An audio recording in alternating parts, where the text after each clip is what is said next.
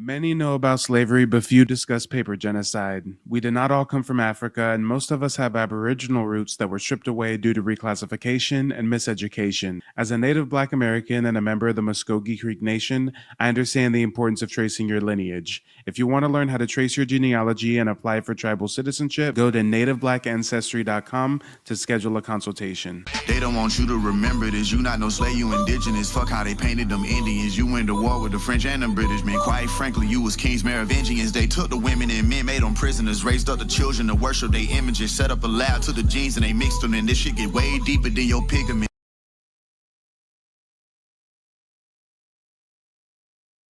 Many know about slavery, but few discuss paper genocide. We did not all come from Africa, and most of us have Aboriginal roots that were stripped away due to reclassification and miseducation. As a native Black American and a member of the Muskogee Creek Nation, I understand the importance of tracing your lineage. If you want to learn how to trace your genealogy and apply for tribal citizenship, go to nativeblackancestry.com to schedule a consultation. They don't want you to remember this. You not no slave, you indigenous. Fuck how they painted them Indians. You went to war with the French and the British, man. Quite frankly, you was kings, Merovingians. They took the women and men, made them prisoners, raised up the children to worship their images, set up a lab to the genes and they mixed them. And this shit get way deeper than your pigment.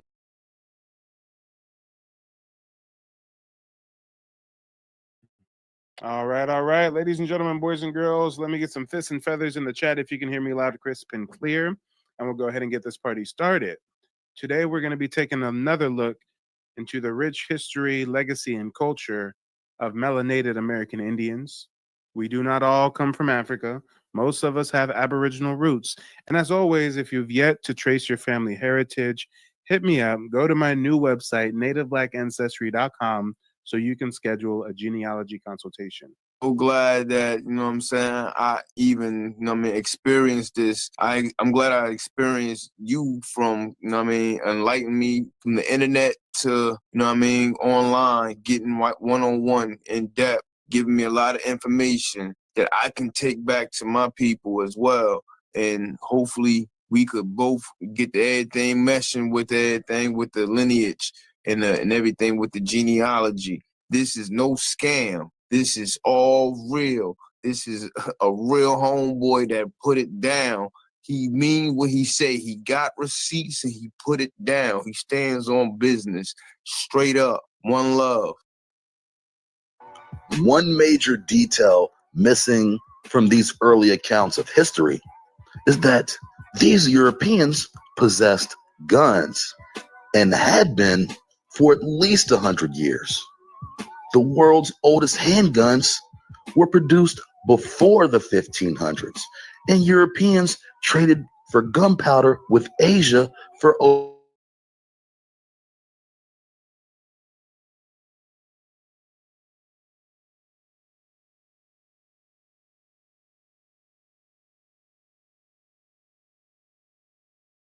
no guns are pictured or mentioned in any of the art or literature from the early colonial period of the Americas. Are we to assume that Europeans only used firearms against other Europeans and not Black Americans? And this begs the bigger question. Without guns, would Europeans be extinct?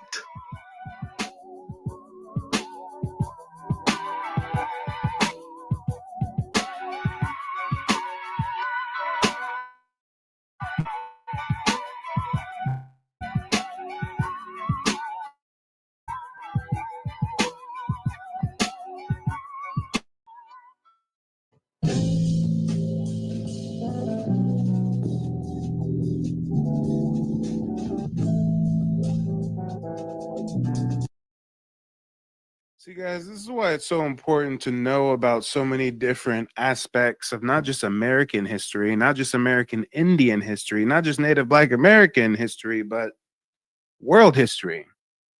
Because this man, and again, if you're not familiar with this content creator, his YouTube channel is called UBTV. Check him out. He's a great content creator. But he's saying, or really he's asking, where the Europeans have been able to take over our indigenous communities without their use of guns. And that begs a question: how did the Europeans get guns? How did they get guns and gunpowder? Oh, they got it from China. Well, how did they get it from China? They got it from China through the Mongolian conquests because of Genghis Khan and them, the Mongols. The Mongols subjugated, raped, and pillaged and took over Asia and then start spreading into the Middle East. And because of the reign of the Mongols, they spread gunpowder and guns from China to the Middle East, and that's where the Europeans came in contact with it. So, on the one hand, you would think that Native Black American history and Mongolian history has nothing in common, but really, if not for Genghis Khan and them, Europeans wouldn't have gunpowder and wouldn't have been able to come over here and rape and pillage and kill us like they did. Just like how the Spaniards would not have been able to come over here and discover the New World and all this stuff if they hadn't just defeated the Moors. If the North African Moors didn't just get defeated, then the Spaniards don't start looking for territory in the New World and using the Moors as their vassals to get there. So, it's very interesting for us to know about world history because there's a lot of dots to connect.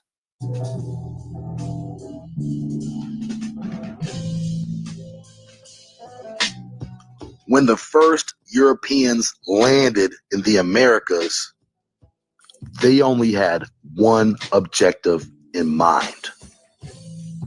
In 1452, Pope Nicholas signed Dum Diversas, declaring Rome's authority to subjugate any non-Christian into infinite slavery. Inter Caetera was signed in 1493 by Pope Alexander, father of Caesar Borgia. This papal bull permitted the families of Spain and Portugal first claim to all lands west and south of the Cape Verde Islands.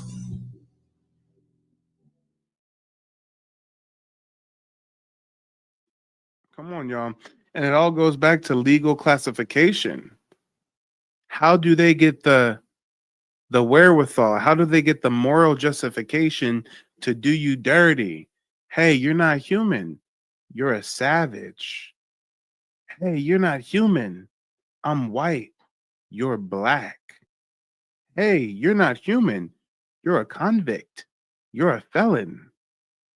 See where I'm getting at here? So before they even came to conquer our land, came to rape and pillage and enslave us, they first had to get the degrees by the Pope and the Vatican. They signed into law in 1452 with the Dum Diversas that all non-Christians are considered savages. They can do whatever they want to us. We're perpetually slaves. So now whenever that Spanish conquistador is feeling a little bit bad about all the little indigenous babies he butchered today, well, hey, it's legal. Hey, they're fine in the eyes of their God, in the eyes of their law. Lands west and south of the Cape Verde Islands.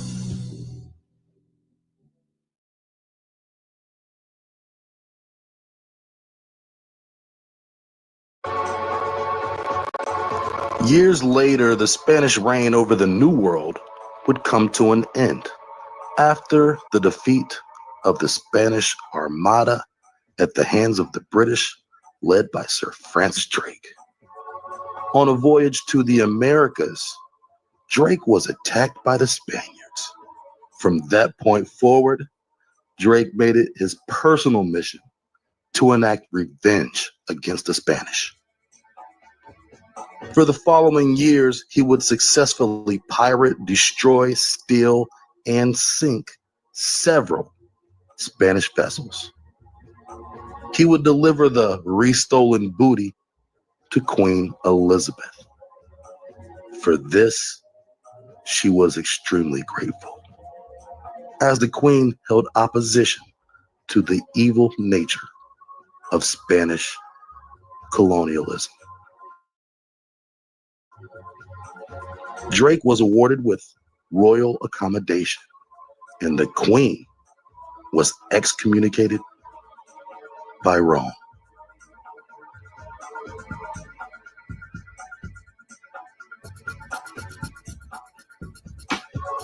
With all of the cave-adjacent countries jockeying for claim of new Indian land, including France, the Netherlands, and even Sweden, the road was now paved for the British to become the dominant colonizers. After several failed attempts to colonize the East Coast, most notably the lost colony of North Carolina, who disappeared without a trace, the British would now send joint missions to the New World with a far more aggressive military strategy than ever before. After the death of Queen Elizabeth, King James broke the large Virginia Company into two competing companies. These companies were named Plymouth and London. These would be the first successful colonies that the British would ever found here in America. And this would change the course of history forever.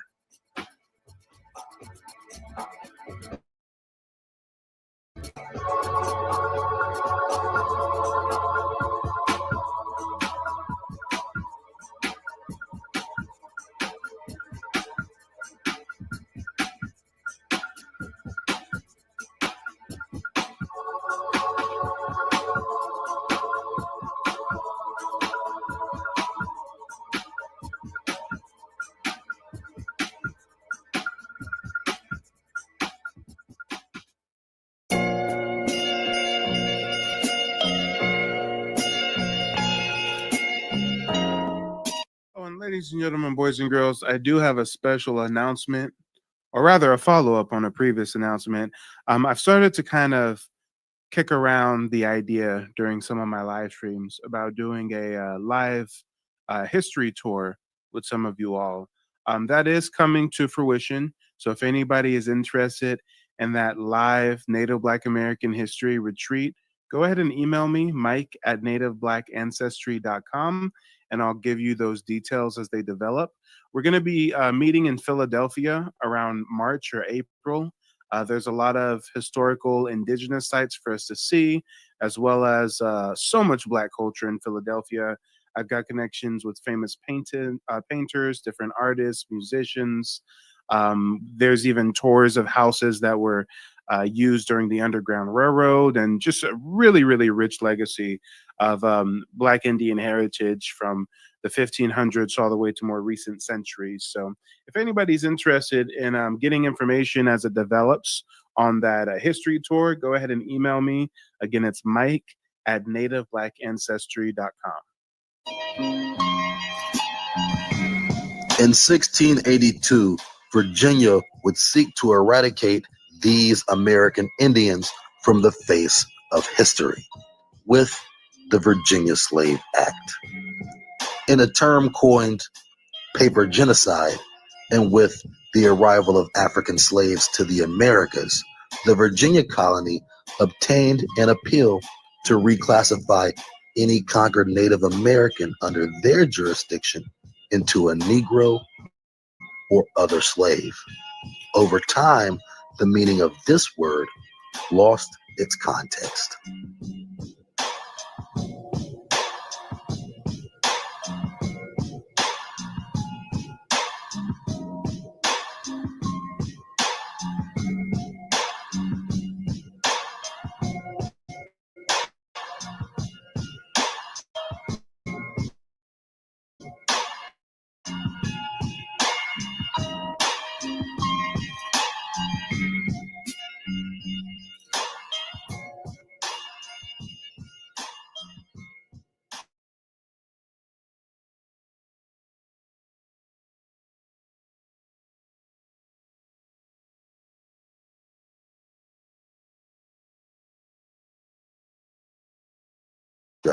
The majority were male, brought for the specific purpose of breeding with indigenous women. The majority of male killed or were too hostile to be taken as slaves, and usually got whipped and worked to death. but rarely ever did Indian males ever reproduce again. In 1705, Virginia passed into law the Virginia Slave Codes, which essentially was a staunch declaration of white supremacy. Through whatever means, free blacks existed in Virginia at the time. These laws prohibited blacks from owning firearms and allowed for the legal arrest of any black suspected of being a runaway who could not provide documentation that he was free on sight. This law also did not allow any whites to work for blacks. During this time, many poor European whites ventured to the New World in search of a better life, many working as indentured servants for a specific amount of time. Many of these Indians hired these whites to work in agriculture, especially tobacco, as it was becoming a huge cash crop in the Euro cave world. And this is, again, very, very important to highlight, because whenever you find anyone who wants to be a detractor or a naysayer about Black Indians, we'll ask them to explain to you who these free people of color are in the United States.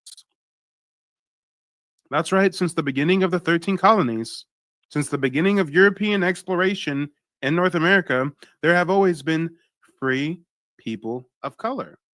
Crispus Attucks, the first martyr during the Boston Massacre, he was a free person of color. They claim he was of mixed Indian African heritage, but we know for sure about the Indian heritage. We know for sure he was black. We know for sure he was free. So if we all are supposed to come from West African slaves, who do these people that descend from free people of color, where do these free people of color come from? I had a genealogy client 3 days ago. I came to present it was a virtual presentation. I was presenting the genealogy results. I did 3 months of research for them, traced their lineage back to the late 1700s. And guess what? I had good news, I had bad news. The bad news was I couldn't find any of their ancestors on tribal rolls. I didn't have a clear pathway to tribal citizenship for them based on their genealogy. But the good news was my research concluded that they weren't of African descent at all, that they descend from melanated aboriginals that have been reclassified and made victims of paper genocide. And that person said to me, well, wait, Mike, if my ancestors aren't part of any tribal roles, if they didn't walk the Trail of Tears, then what in my lineage makes you think that I descend from American Indians? And I showed them documentation. I showed them federal census documents and other papers that listed their ancestors living in northern states during the time of slavery. Maryland was one of those places. At a certain point in time, Maryland had slavery, and they lived in Maryland, I believe Virginia as well, during the time that these states had slavery. And guess what they were listed as? Free people of color. Guys, 1 + 1 = 2. If we're armed with this fact that they're living in a place that has slavery, but they're free people of color, well, then what can we conclude? If you're going to claim that they are Africans, that they descend from Africans, well, how did these Africans transport themselves to America? How did these Africans that weren't slaves, how did they freely transport themselves to America? Or are they American Indians that stayed in their ancestral homeland, resisted Indian removal, did not get pushed to Oklahoma through the Trail of Tears, and because of that, they were reclassified and relabeled with misnomer after misnomer after misnomer? Let's talk about it.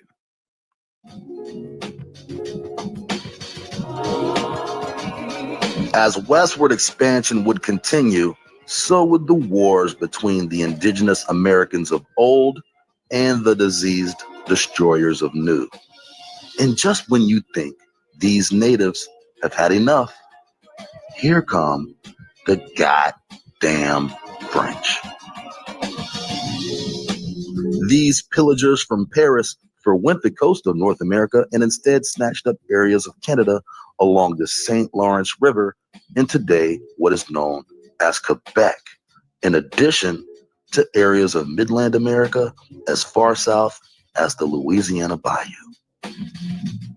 Although Hispaniola and the Taino people had already been conquered by the Spanish, the French now saw fit to take advantage of the waning Spanish stranglehold on the island. The French had begun to settle there after defeating the Spanish in a few small battles. The French took control of the western third of the island during the Treaty of Wiswick.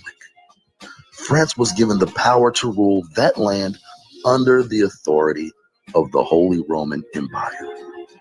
In 1795, during the Peace of Basel, France was awarded the eastern half of Hispaniola in an exchange with Spain for a tiny slither of land in the western part of France called Chipusoka. What was the significance of this place, you may ask? It was the home of Ignacio de Loyola, the founder of the Society of Jesus.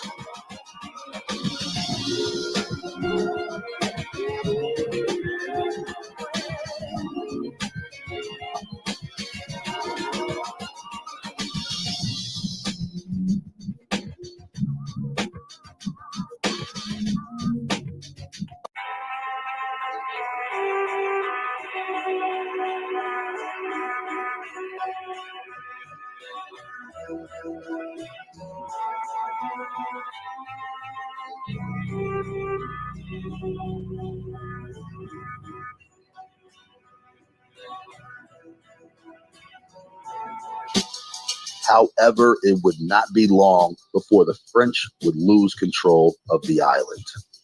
Newly imported African slaves, along with Aboriginal native Taino people who had been enslaved there since the days of Columbus, formed a revolution against the French. The natives defeated the French, committing Napoleon Bonaparte to a humiliating defeat at the hands of slaves. In 1804, Haiti claimed its independence from France. The French had been no less evil than the British or the Spanish.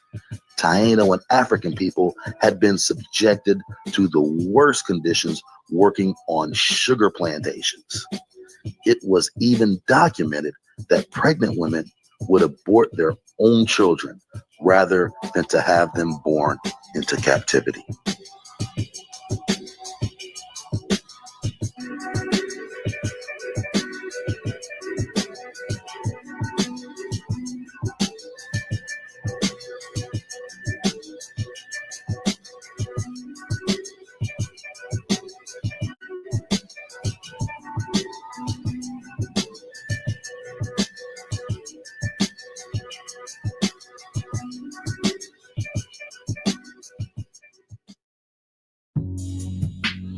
After years of complaints by abolitionist Europeans about the malicious treatment of slaves, the British passed the Slave Trade Act of 1789 and 1807, which restricted the number of slaves that could be transported within one vessel.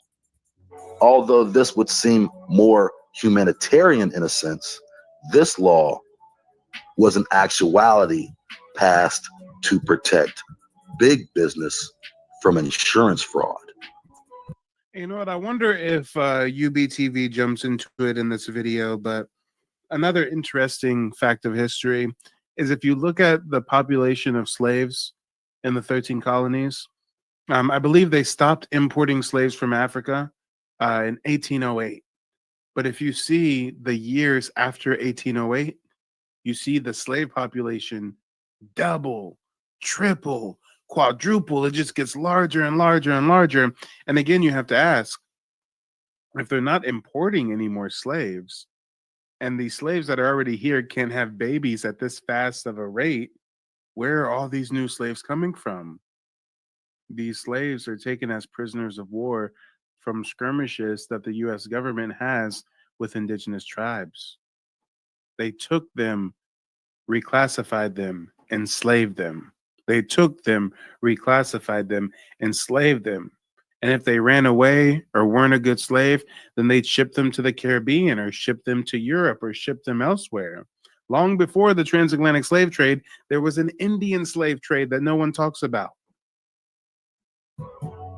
After the Zong massacre, in which 130 African slaves were massacred and or thrown overboard, the British would be the first invader Europeans to push for the abolishment of slavery.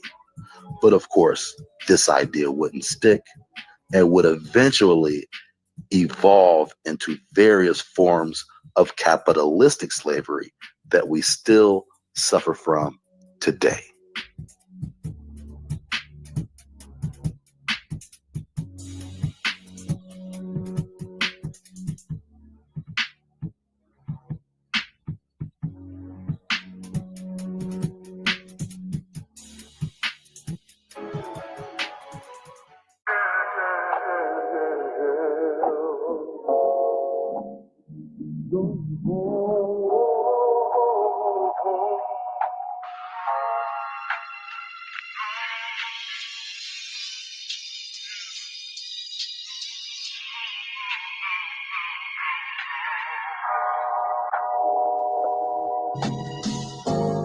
The Atlantic Ocean is the world's most massive slave graveyard.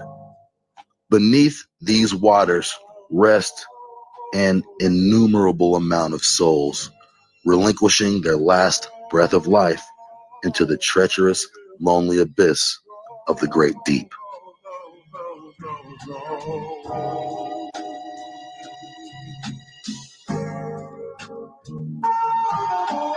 When invaders arrived to the Americas and started conquering Indians, any native who did not submit to the crown and the Pope was either tortured and killed or taken into slavery.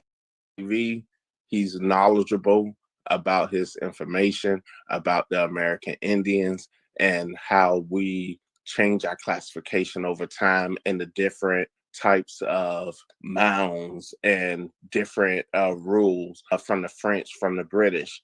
If you want valuable information, you want to really find out who in your lineage and who are the people you come from, I suggest going with Mike TV. His prices are affordable. He's not like some of these other people out here. I urge, go with Mike TV. And as a result, the majority of the slaves taken from North America were sold in Europe, Asia, and Africa.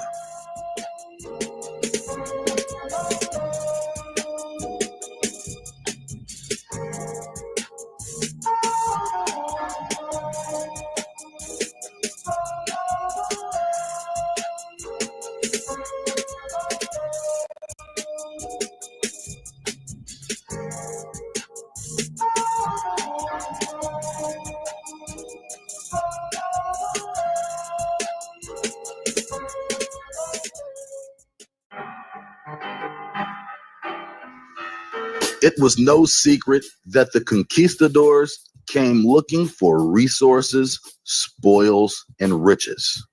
Rumors of El Dorado, the great golden city, triggered a swell of infectious Gentiles crowding into boats and sailing to Zion. Most, if not all, invaders came up fruitless in their pursuit of gold.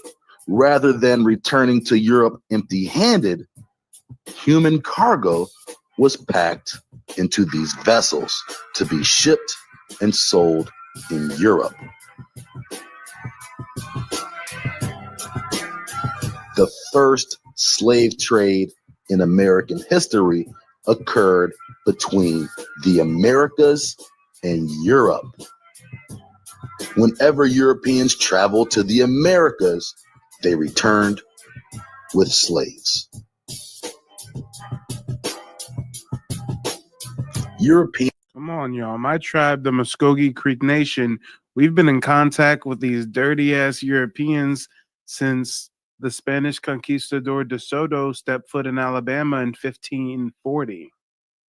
Yeah, you heard that right. 1540. My tribe been dealing with them since 1540. made thousands of trips to America from 1492 until 1859. Are we to assume that in 367 years, Europeans did not extract Black Americans and sell them in Europe? It was often reported that De Soto had more slaves than soldiers. Those slaves were Black Indians.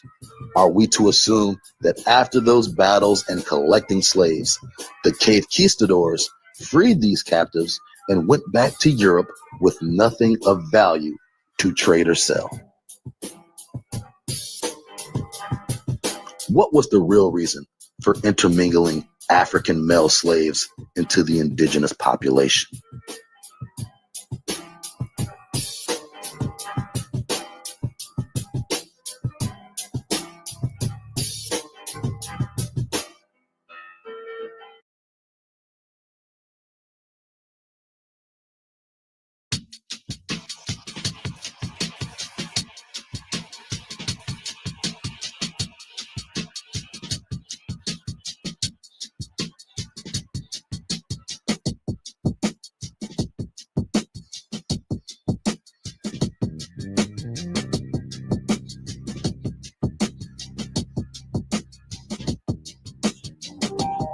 Africans were brought to replenish the dwindling slave numbers after genocide, massacre, and disease nearly wiped out the entire indigenous population.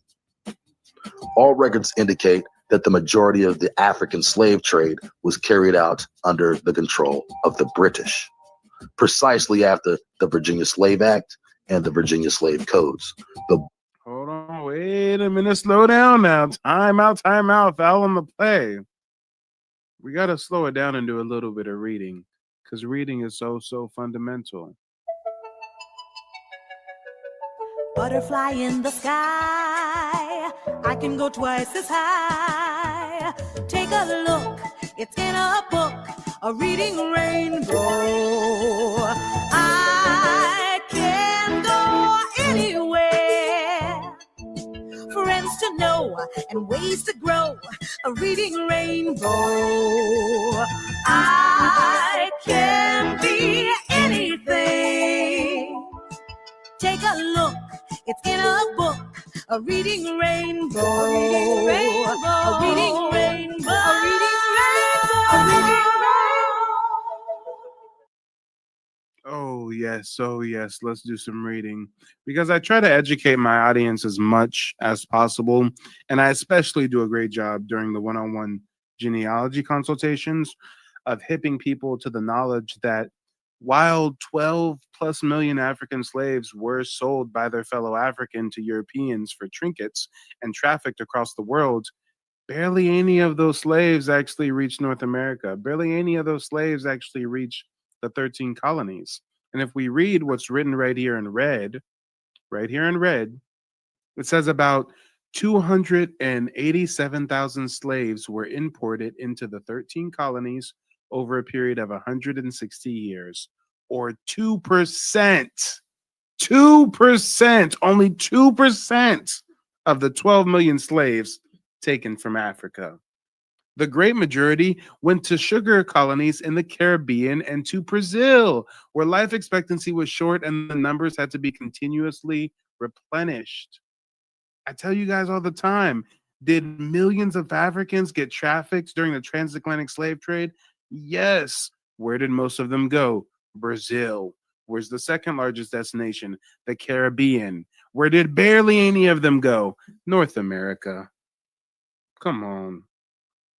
Let's talk about it, guys. Let's talk about it. Of the British, precisely after the Virginia Slave Act and the Virginia Slave Codes. The bulk of African slaves shipped from Africa to America occurred between 1690 and 1800. According to the Transatlantic Slave Trade Database, 12.5 million Africans were shipped to the New World. 10.7 survived. 14% of those died in the Middle Passage. Of those 10.7 million slaves shipped from Africa, only 388,000 made it to North America, as South America received 95% of total Africans shipped, with Brazil receiving the most. This fact isn't even negated by the charlatan false witness, Henry Louis Gates Jr.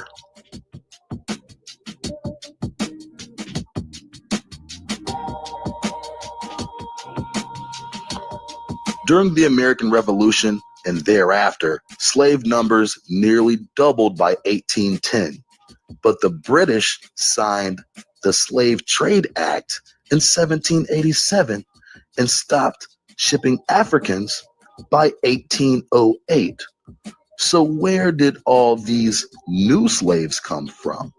Told you guys, 1808, they stopped importing slaves to North America. Well, how come from 1800s to 1810, we go from 851,000 slaves to 1.1 million?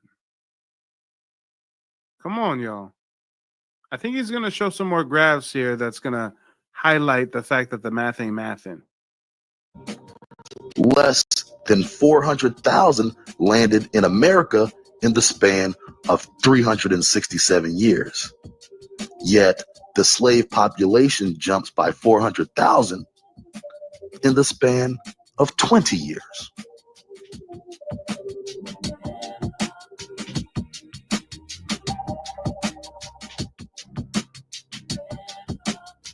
Women could not reproduce effectively under the stress of lifelong servitude.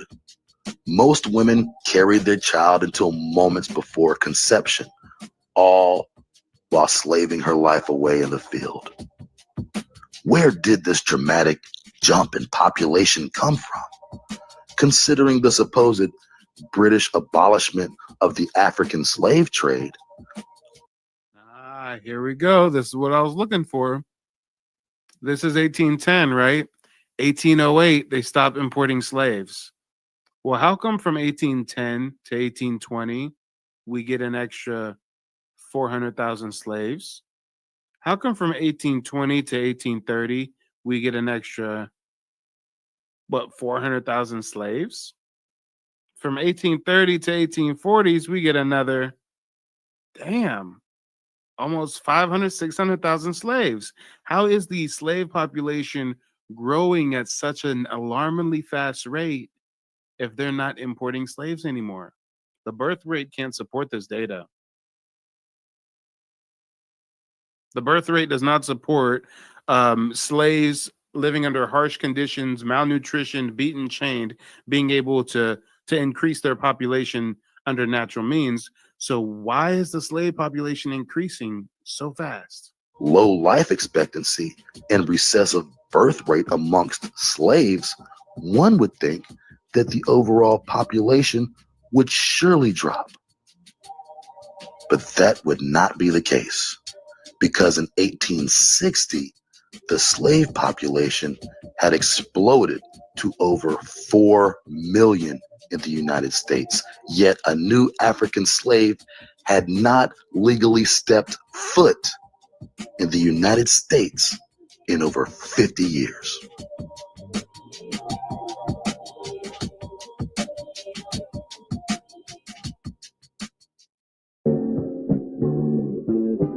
In the 1770s, the British recruited slaves to fight in the Revolutionary War. Even George Washington's personal slaves fought. Lord Dunmore, Virginia royal governor, proclaimed to all slaves willing to bear arms for Britain that they would be granted freedom. The slave soldiers wore uniforms with a cryptic message embroidered upon them: liberty to slaves. Ironically, after the war, the British promptly abandoned their black soldiers, and they were ordered to return back into perpetual servitude. A very small amount of those black soldiers were actually able to get escorted to Canada, where they were likely able to find passage to England.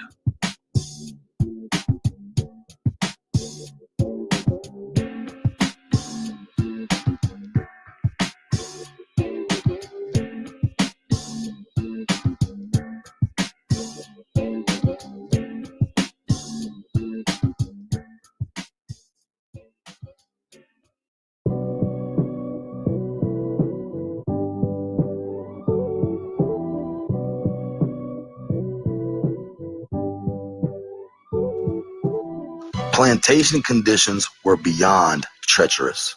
Between sugar plantations in the Caribbean, rice plantations in South Carolina, cotton plantations in Alabama, tobacco plantations in Virginia, the average life expectancy of a slave was less than 24 years old. And over half of all children born died at birth or shortly thereafter. So how could a slave population grow with a negative birth rate? No Africans were brought as slaves legally after 1810. Did the government smuggle 3 million secret Africans in less than 50 years? Or were indigenous natives captured and taken by colonizers and sold into slavery, only to be later reclassified as African?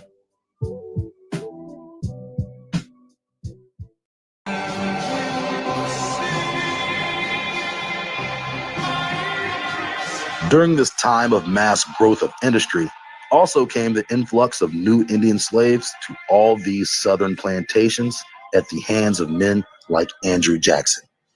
A notorious killer of Indians, Jackson was said to chop down women and children with a bloody axe just because he enjoyed it. Jackson was also a wealthy slave owner himself and represented both the rich and common white man.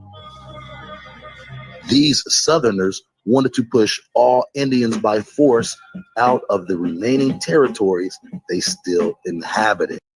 For anybody who is on the fence about having Mike help you or walk you through or educating you about genealogy and the genocide that has happened with the paper trail, I implore you to reach out, allow him to educate you and assist you in this process. I have learned so much in this consultation. I feel educated, empowered, and excited for learning about my history, and looking forward to the future. So if you're on the fence, please go ahead, hit up Mike. I promise you will not be disappointed. Harboring a severe hatred for Indians, Jackson and Southern whites pushed legislation to pass the Indian Removal Act. For joining up to fight against the Indians, Jackson promised to reward any poor white with regentrified Indian land.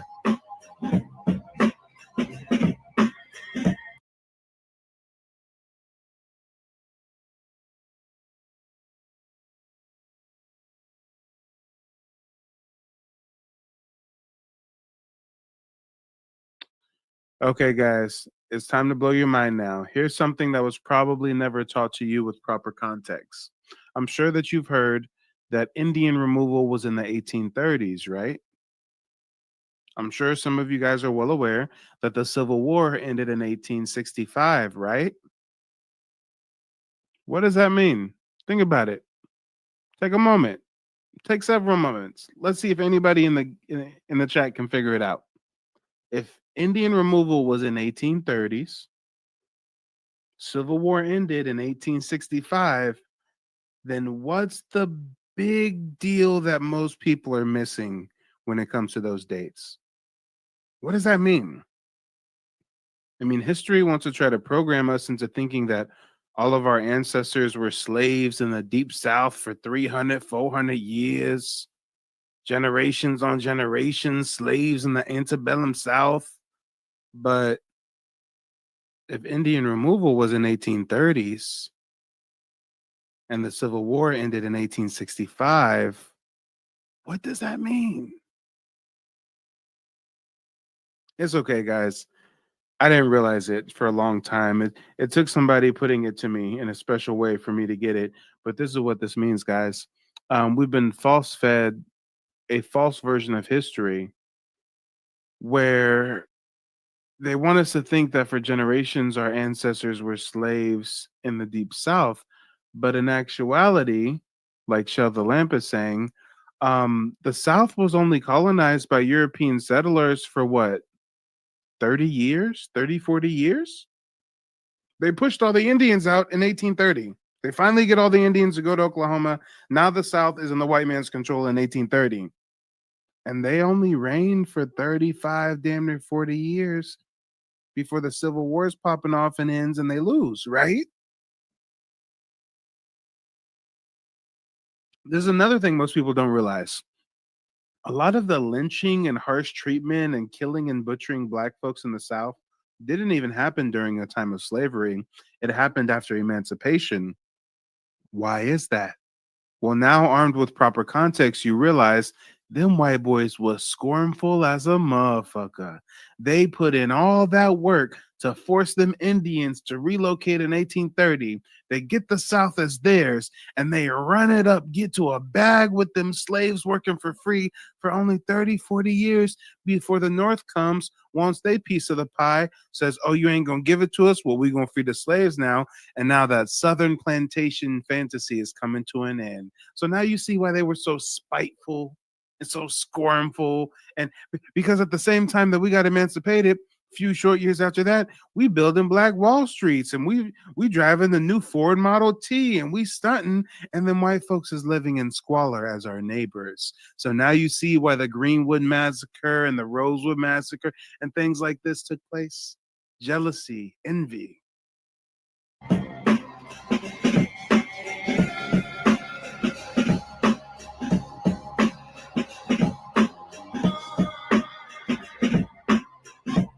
Jackson's men would lead militias into Indian territory and forcibly push Indians off their land with an army.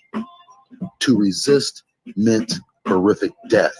To comply meant slavery or possible starvation, then sickness, then death on the road to the Oklahoma reservation in the dead of winter. Indians were charged money to cross rivers. Many perished on the banks of the Mississippi because they could not afford the $1 to $3 per head price gouge by ferry attendants when whites were being charged a nickel. Many of these people would choose to be indentured servants out of desperation for survival. They would sign themselves up as slaves. With fugitive slave laws and the Virginia codes, many indigenous natives and free blacks were simply kidnapped into slavery.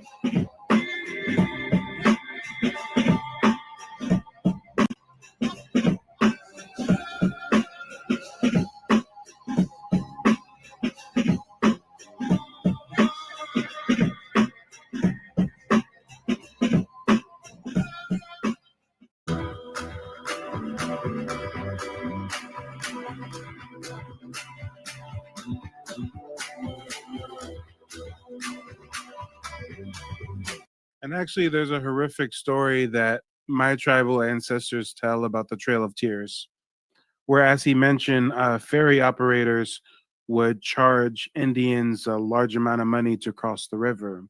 Well, not only did they price gouge them on crossing the river, but Indians loved their dogs. They thought dogs were the guides to the underworld. They were spiritual leaders. They loved their dogs. And these ferry operators said that they will not accept any of their dogs on the vessels.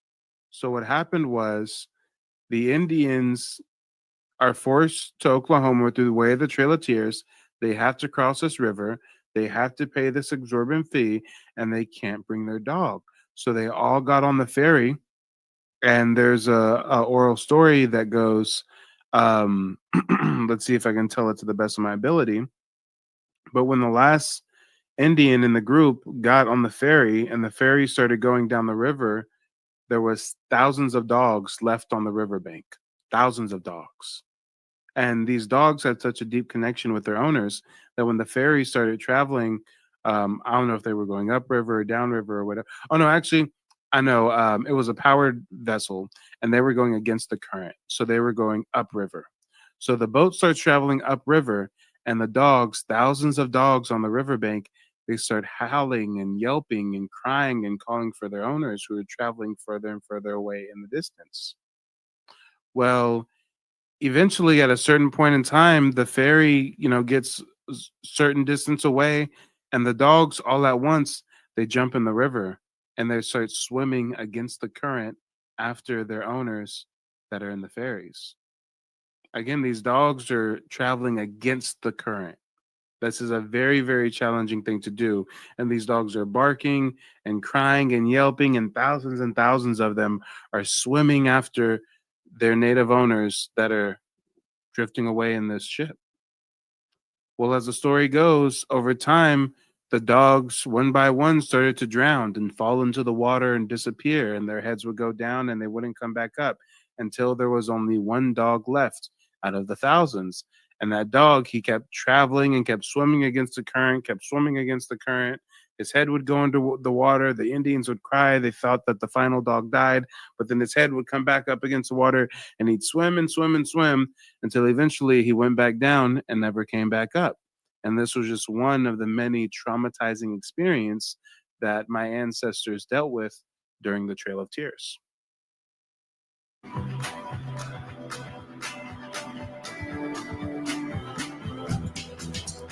Chattel slavery is possibly one of the most inhumane forms of servitude. It implies that a slave is no more valuable than a head of cattle. This was the form of slavery that American Black Indians had to endure, worked to death in the hot, muggy heat of the Southeast United States, captive on their own land, tilling the earth, breaking their back for their oppressor and master. The slave trade was extremely profitable for both areas of the country, North and South. Southern plantations had the highest concentration of American Black slaves, and as a result of this free labor, the U.S. was now the world's #1 cotton exporter. This didn't just mean Southern whites got rich, but Northern whites as well. The North was able to build industry around slavery, including, but not insurance, transportations, manufacturing, and textiles.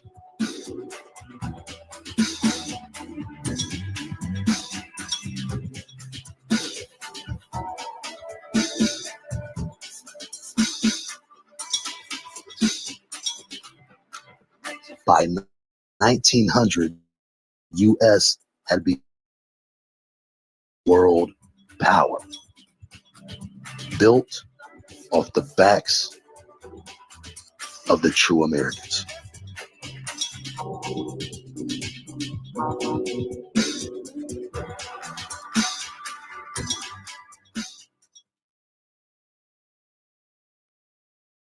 All right, ladies and gentlemen, boys and girls, that's all I have for you this evening. Again, if you're new to the channel, subscribe. Hit the Cash App or the PayPal if you support independent media. You know they still got your boy demonetized and shadow banned. But yeah, again, guys, go ahead and email me, Mike@NativeBlackAncestry.com, if any of you guys are interested in that Native Black American History Tour that I have coming up in March or April.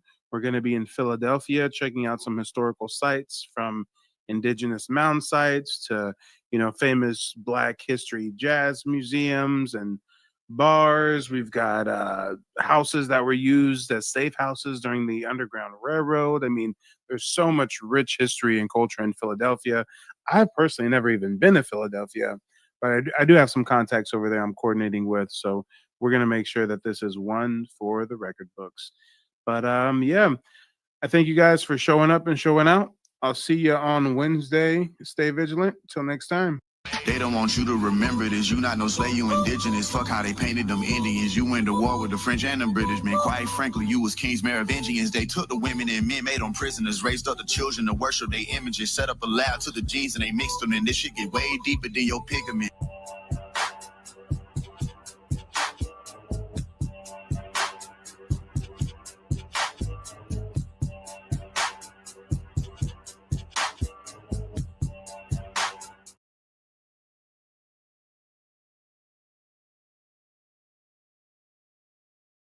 Many know about slavery, but few discuss paper genocide. We did not all come from Africa, and most of us have Aboriginal roots that were stripped away due to reclassification and miseducation. As a Native Black American and a member of the Muskogee Creek Nation, I understand the importance of tracing your lineage. If you want to learn how to trace your genealogy and apply for tribal citizenship, send an email to mike@keymediapro.com to schedule a consultation. They don't want you to remember this. You not no slave, you indigenous. Fuck how they painted them Indians. You went to war with the French and the British men. Quite frankly, you was kings Merovingians. They took the women and men, made them prisoners, raised up the children to worship their images, set up a lab to the genes and they mixed them. And this shit get way deeper than your pigment. What?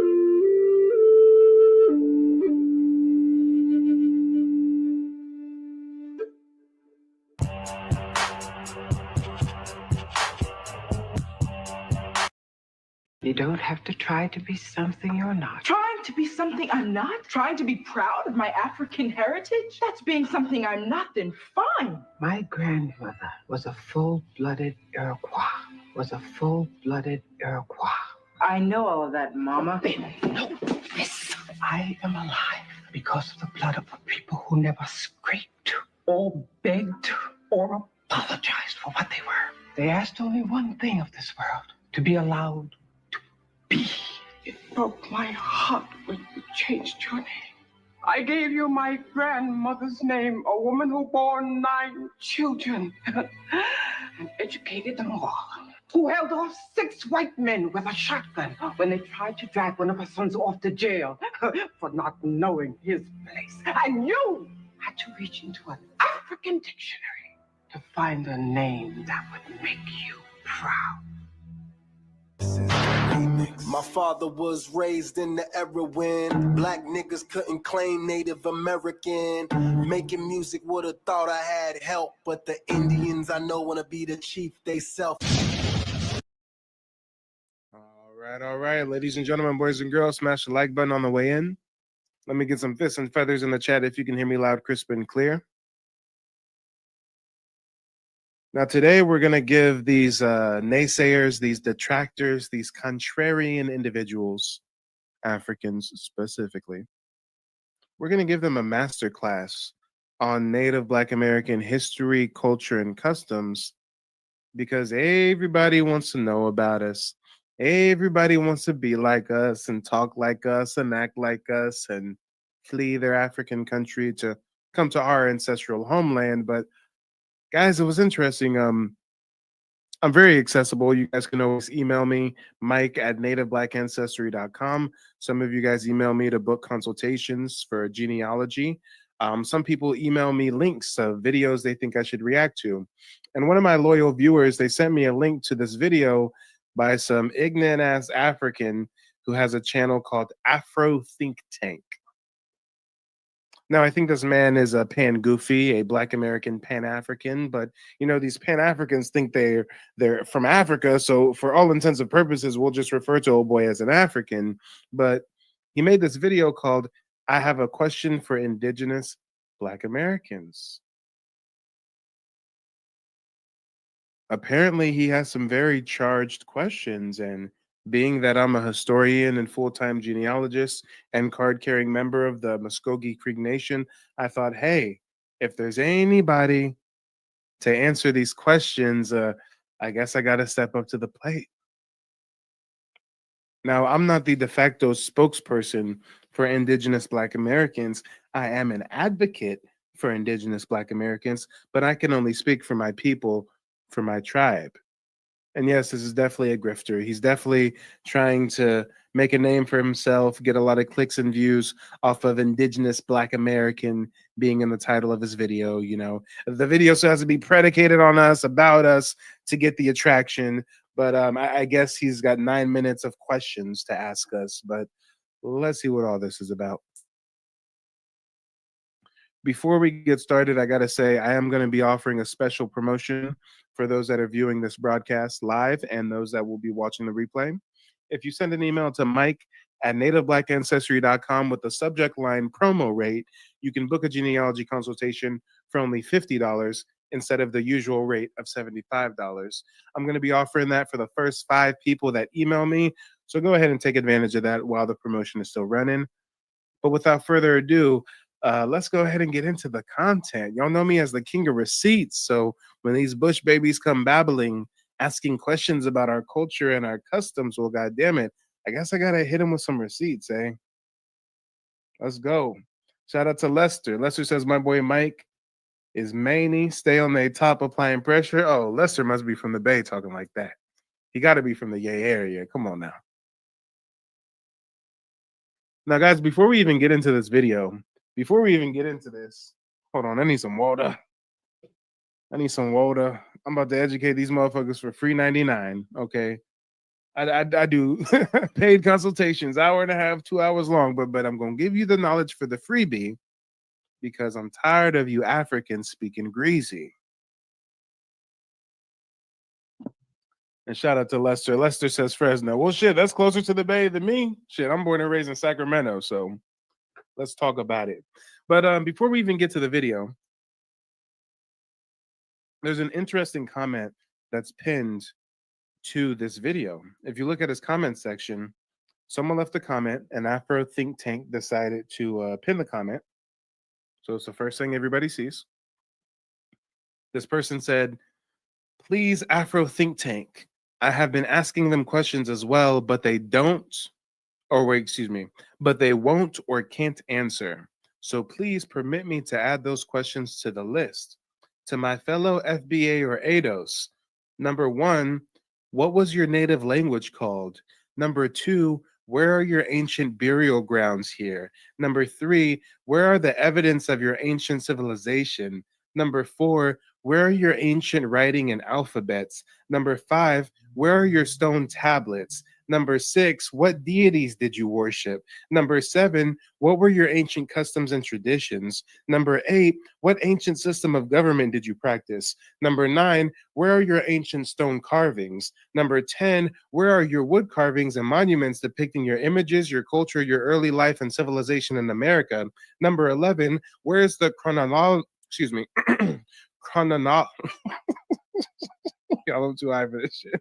You know, whenever I'm dealing with the Africans, I got to take a dab real quick. Hold on. I got a little bit of wax left. Where's my stick at? Where's my dab tool? Okay, I got it. Shit, I gotta take another fresh dab. These motherfuckers, the audacity, y'all, the audacity. These motherfuckers are doing a Salem witch trial on us. What is your culture? What is your government? What is your this? What is your that? And the funniest part about all this shit is they can't answer this when it comes to their alleged African heritage, right, guys? When it comes to them being Africans or Pan-Africans or wherever the fuck, they can't tell us where their tribe is, their culture is, their carvings are, their stone shit. They can't tell us none of this. But watch how I answer this expeditiously with nothing but facts and receipts. After I take a quick dab, you know. Commercial break. I'm telling you, I'm a full-time historian and genealogist. If I'm going to do this for the freebie, if I'm going to deal with these pan goofies and these African bush babies for the freebie, I got to be a little bit inebriated. It just is what it is, what it's going to be in that regard. I will be back with you momentarily. Oh, yes, much better. Much better. Let's proceed with the bush babble.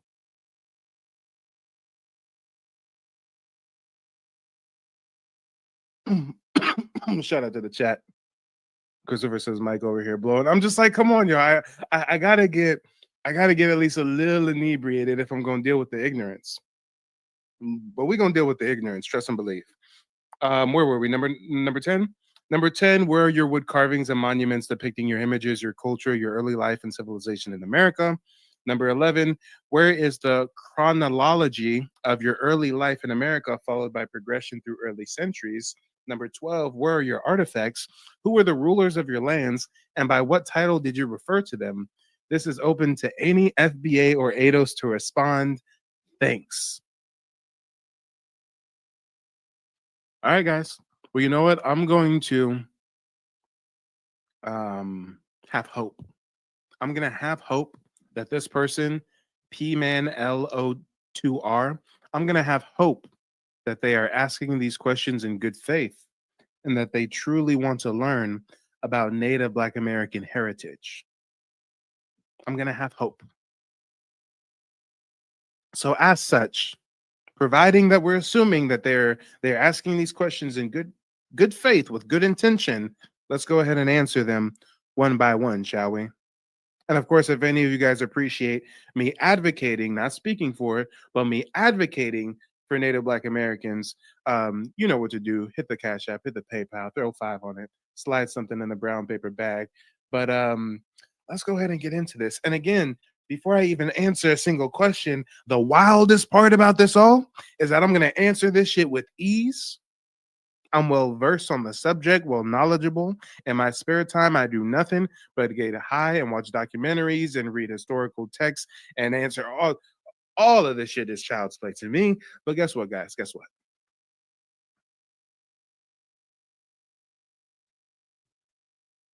These Africans think they slick. If you guys are long-term viewers, you know that I've been reacting to an African YouTuber that literally creates videos, courses in a university of teaching Africans how to cosplay as Black Americans and speak like us with hood vernacular, as he puts it. Now we got these Bush babies making YouTube videos asking us 1,001 fucking questions about our heritage and our culture. Guys, I have a sneaking suspicion that I'm going to give them too much game. The more that we teach them about us, the more information they have to use to cosplay and grift off of our lineage, our culture. But guys, I'm going to have hope. And we're going to hope that this person is asking these questions in good faith. So let's go ahead and answer them in good faith.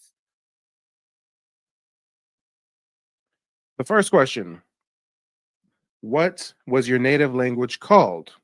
Again, instead of me getting into the nuance of all the many different tribes and cultures and confederacies of Native Black Americans, I'm just going to speak for my people specifically.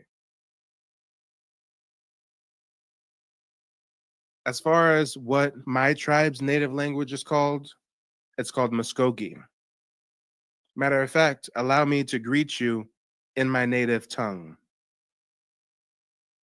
Hische eyohacho juho jifgodos. What I just said there was hello. My name is Crazy Brave Hawk. The language is Muskogee. We're called the Muskogee Creek people. I've just answered question number 1. Question number 2, where are your ancient burial mounds located? Many places throughout the southeastern United States would be that answer.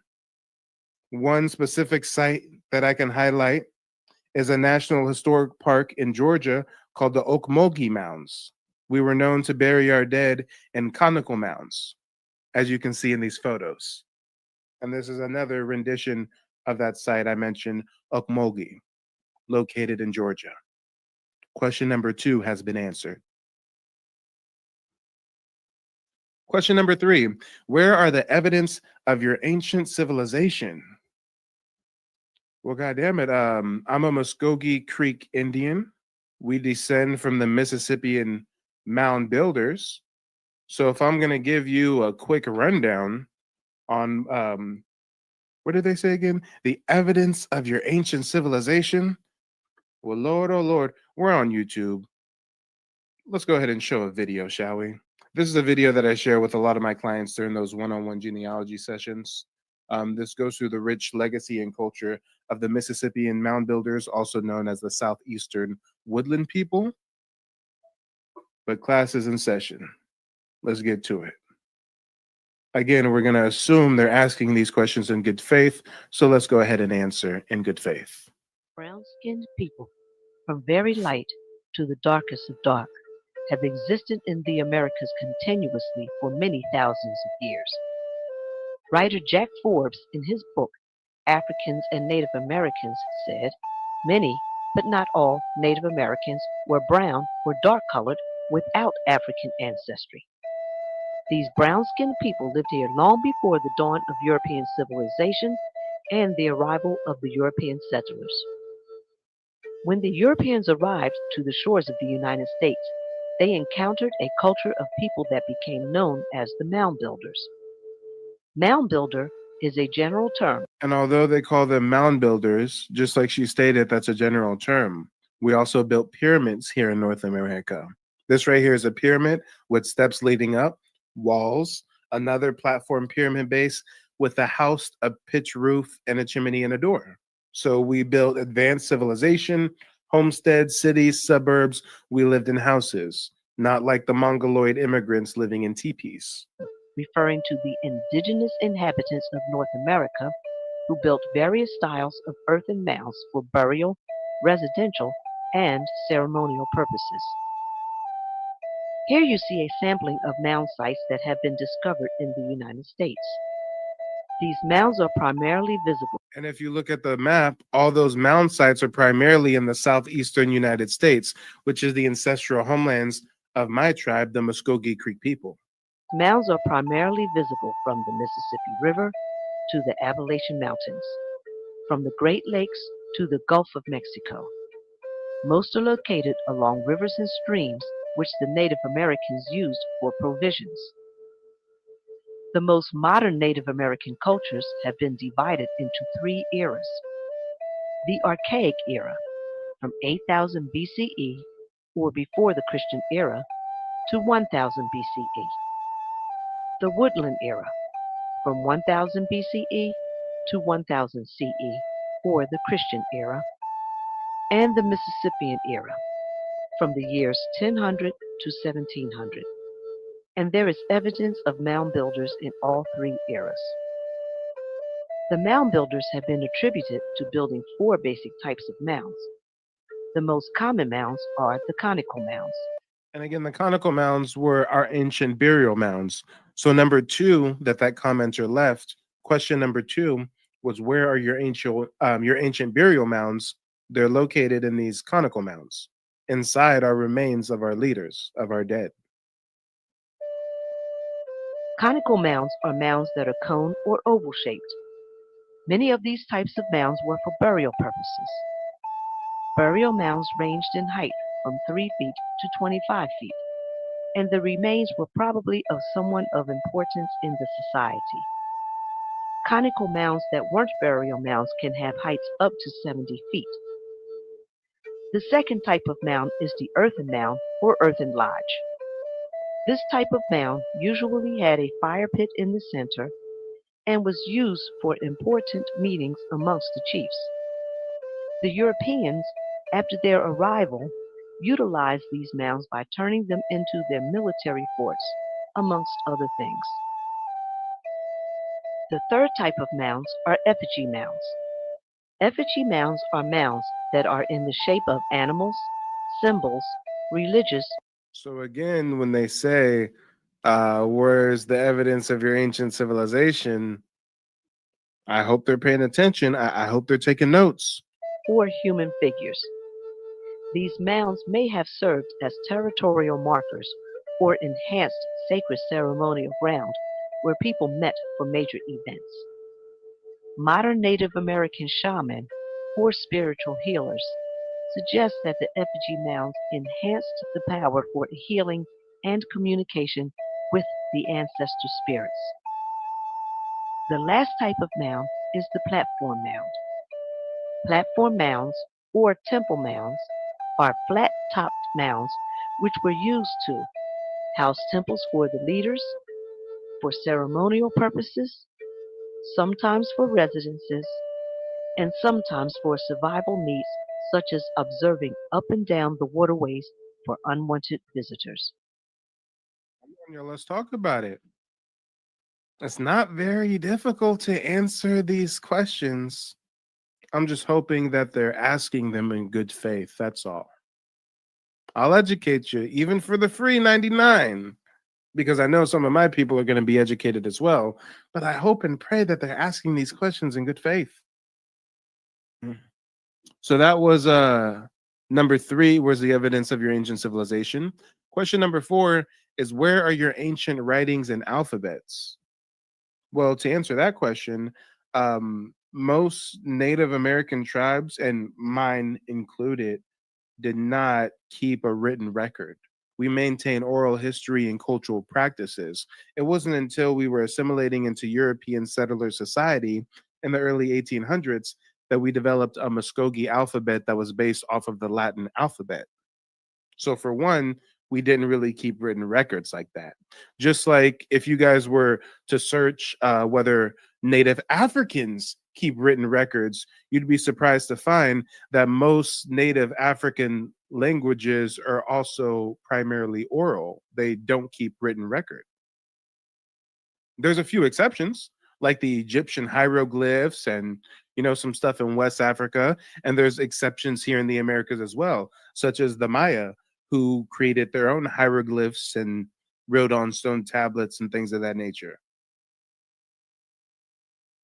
Now, while my tribe didn't really have a straight up alphabet like that until the early 1800s, we do have ancient artifacts that were written in Hebrew. So those are some things that we can get to in just a moment, because you know what? If I look right here, question number 5 is, where are your stone tablets? So let's go ahead and get into some stone tablets.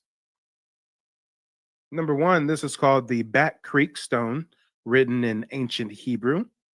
You'll find that although most tribes didn't maintain like a bunch of written records and alphabets and stuff like that, when we look at those tribes' ancient artifacts, they're written in ancient Hebrew for whatever reason. Same as you see with some Maya artifacts. This is called the Back Creek stone. This one right here is called the Birdman stone. And these are called the stone tablet palettes.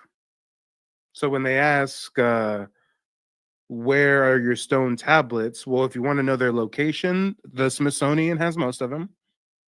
We also have them in tribal museums. But as you can see, we're breezing through these questions, aren't we? Number 6 was, what deities did you worship? Well, hey, if I was going to list all the deities, we'd be here all day.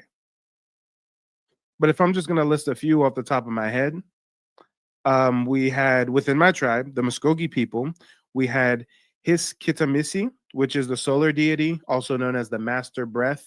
This was the deity that we believed who created the world, including the sun, the moon, the 4 directions, etc.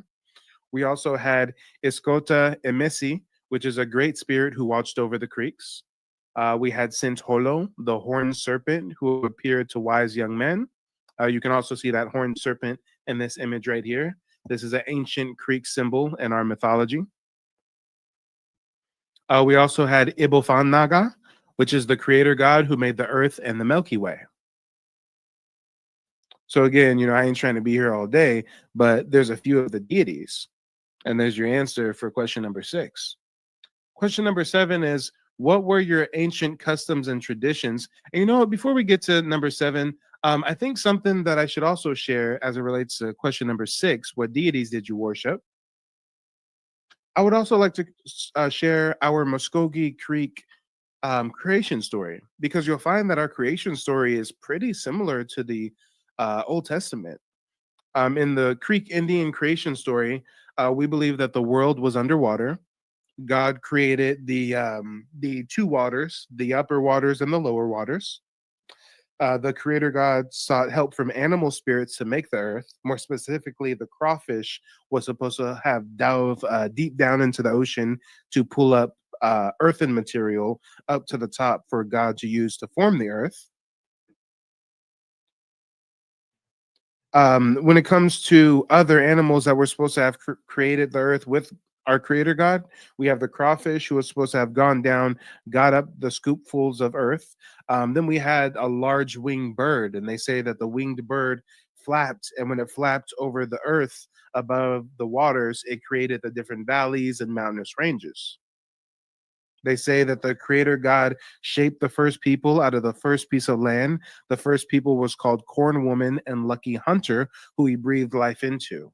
And then we also do have a story similar to Noah's Ark, where there was a great flood that we had to survive and blah, blah, blah, blah. So a lot of Hebrew Old Testament type creation stuff, we see similarities when it comes to my tribe's creation story.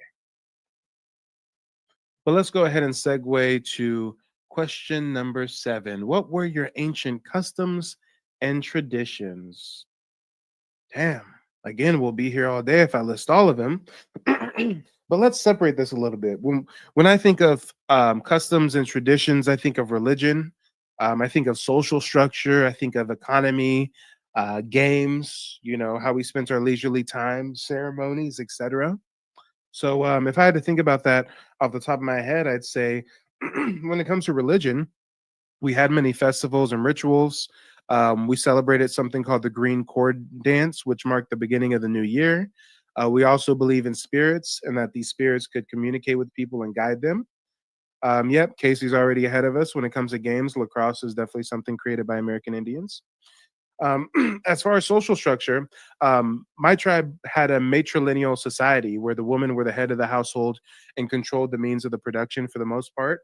Children inherited their mother's clan, and men moved in with their wife's clan when they married. So that's a little tidbit about our ancient customs and traditions. As far as economy, my tribe, the Creek people, we were a agrarian society growing crops like beans, squash, pumpkins, tobacco, corn, etc. We also hunted fish and gathered wild fruits and nuts. We had ancient oral literature. Again, most of it was oral, not a lot written. But some of it included stories. Like we have an ancient story about a trickster rabbit. So, certain things like that passed down through tradition. When it comes to games, we had a game we played called stickball, where the men used rackets to toss a ball to a target on a pole. Women threw and caught the ball with their hands. And again, when it comes to ceremonies, the most prevalent one that comes to mind would be the green corn ceremony. And in that ceremony, the entire town would actually cleanse themselves, their homes, and their communities. So, hopefully that's a sufficient answer for question number 7. What were your ancient customs and traditions? Number 8, what ancient system of government did you practice? Well, when it comes to the ancient system of government, we actually had a confederacy. We had autonomous towns. Each had their principal chief, who were called a Miko, and a council, where the decisions were made through different political means. The overall power was called the General Council, which had representatives from each town, and each representative was responsible for matters of peace and war. And this system allowed for basically a degree of autonomy within the local tribes, and then autonomy within the larger confederacy. So, we were the ones who created the concept of a confederacy. There was also another confederacy up on the East Coast up north called the Iroquois Confederacy, which the founding fathers were inspired by when it came to making the Bill of Rights and the Constitution. But yeah, American Indians had confederacies of different tribes made of different clans that all had their own individual levels of autonomy while also organizing for the greater good. When it comes to the town's base structure, the basic unit in the Creek society was the Itawala, or excuse me, Italoa, which is the town. That's where they had their own leadership or council. Again, the leader was called the Miko. And we had different meetings where people would convene on different matters. Do we go to war? Do we solve it over a stickball game? Who gets this area of land? Who gets that area of land? And of course, there was a general council who really made the most decisions of matters of war and peace. But the biggest thing when it comes to our tribal government is there was no central power. It was all individual clans, tribes that all kind of had representatives that formed this larger confederacy that moved as a single body. But when it comes to Question number 9, where are your ancient stone carvings? Well, that's a easy question to answer. The stone carvings are mostly in the basement of the Smithsonian, right? Smithsonian has most of our artifacts. Some tribal museums have them as well. So some stone carvings you can still find out in nature, kind of. We've got rock petroglyphs in Georgia. This right here is a rendition of them.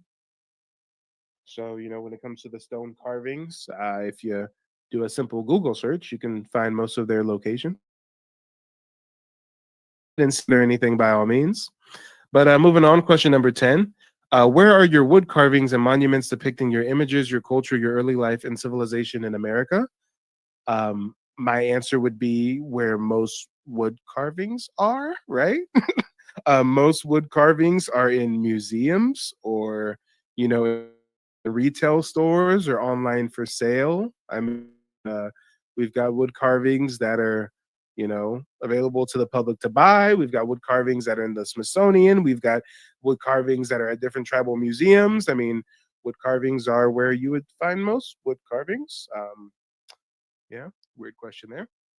Number 11, what is the chronology of your early life in America, followed by progression through early centuries? Well, that one's going to be long-winded. That one's going to be really long-winded. Let me see. We can take it. I'm not even going to start with Columbus, 1492. I'll start with the Conquistador de Soto. If we start with de Soto, I'm just going to give you a whole rundown of my people through the centuries. We've got the Spanish explorer Hernando de Soto, who first encountered my people, the Muskogee Creek people. That was in 1540.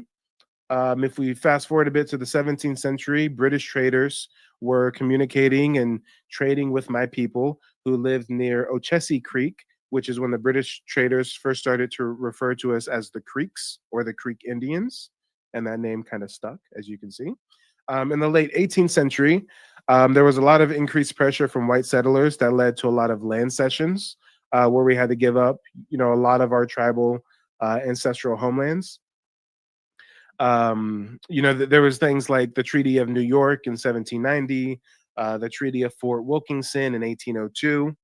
If we look at like 1813 through 1814, we actually had something called the Creek War. And this was largely due to internal divisions within the tribe and tensions within the growing United States. And there was actually a main battle during the Creek War called the Battle of Horseshoe Bend.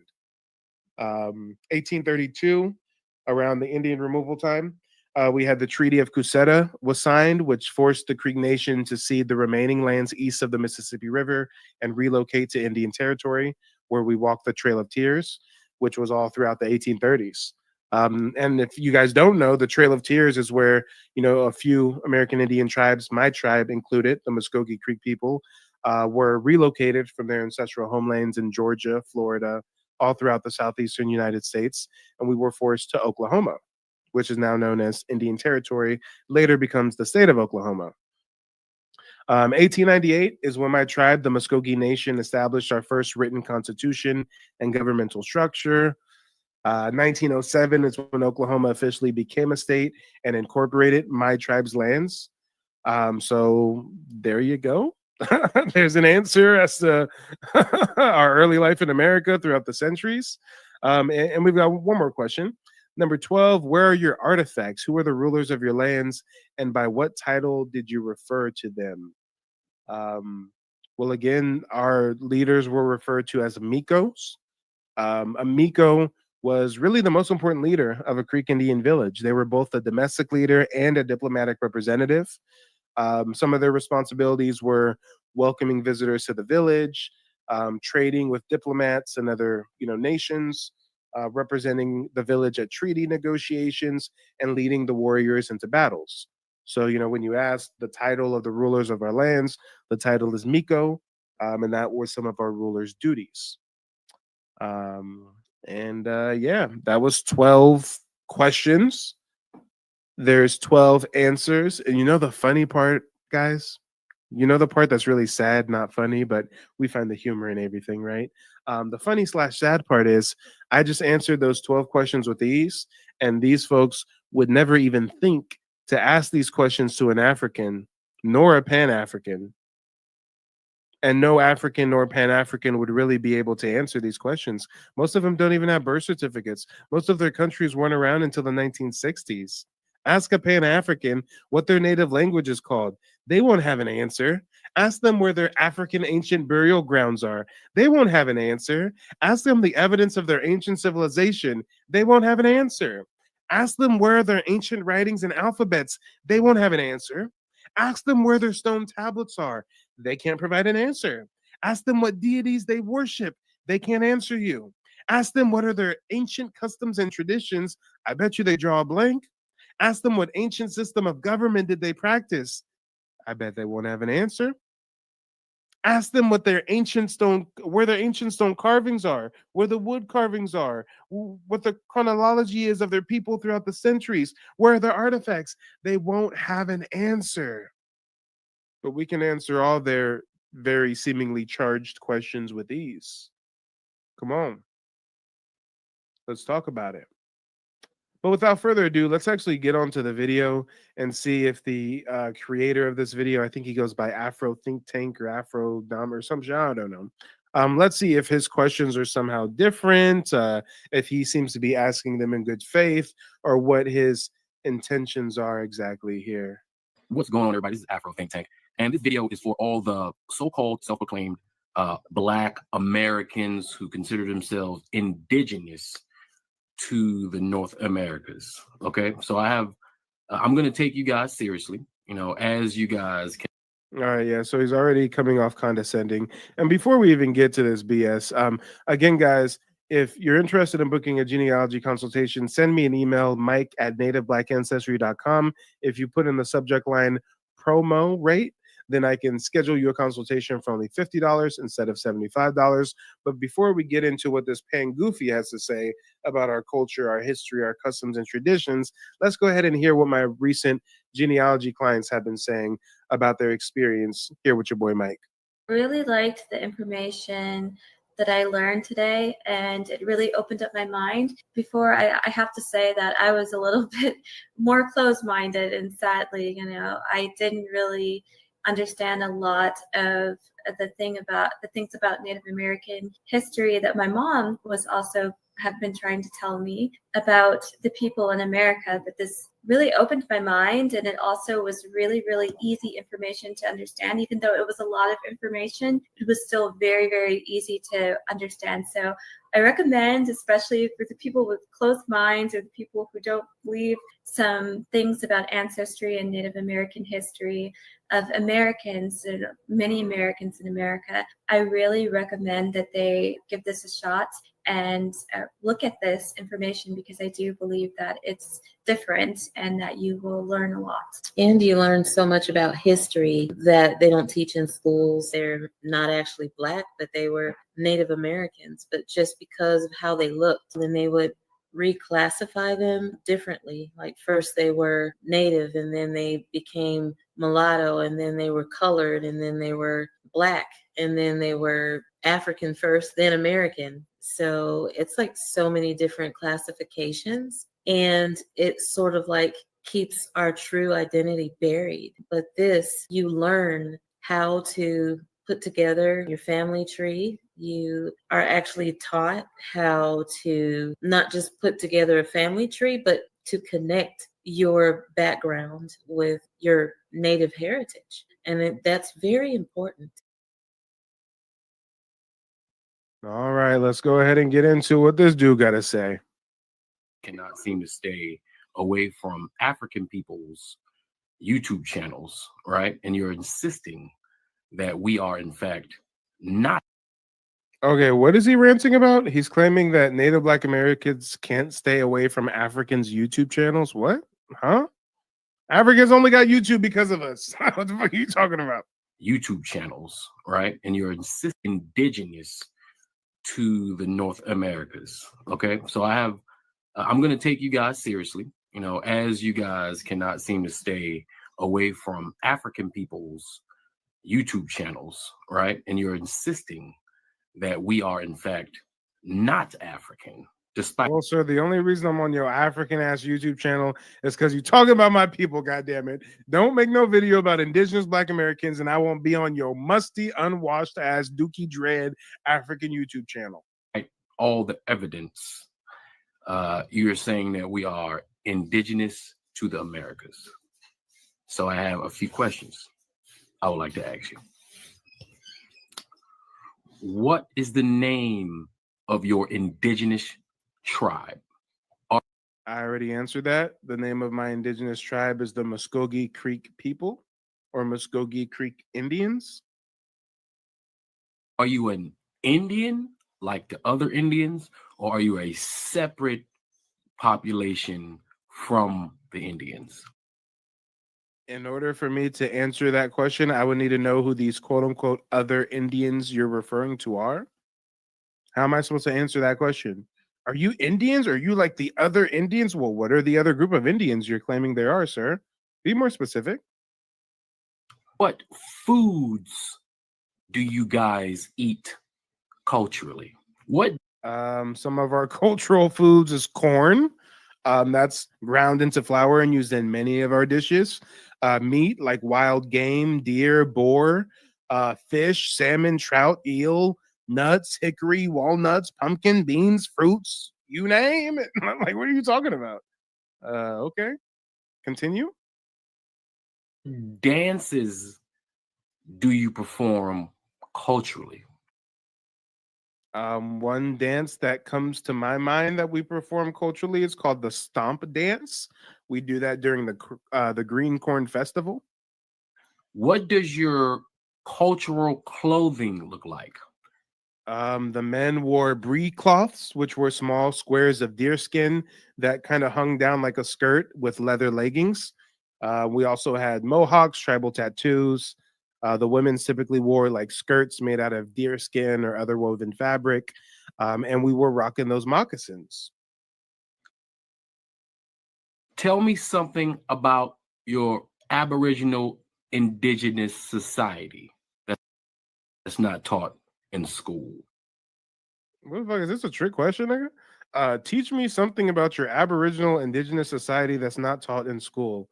Well, sir, American Indian history is taught in school, both U.S. public educational school system and our tribal educational colleges as well.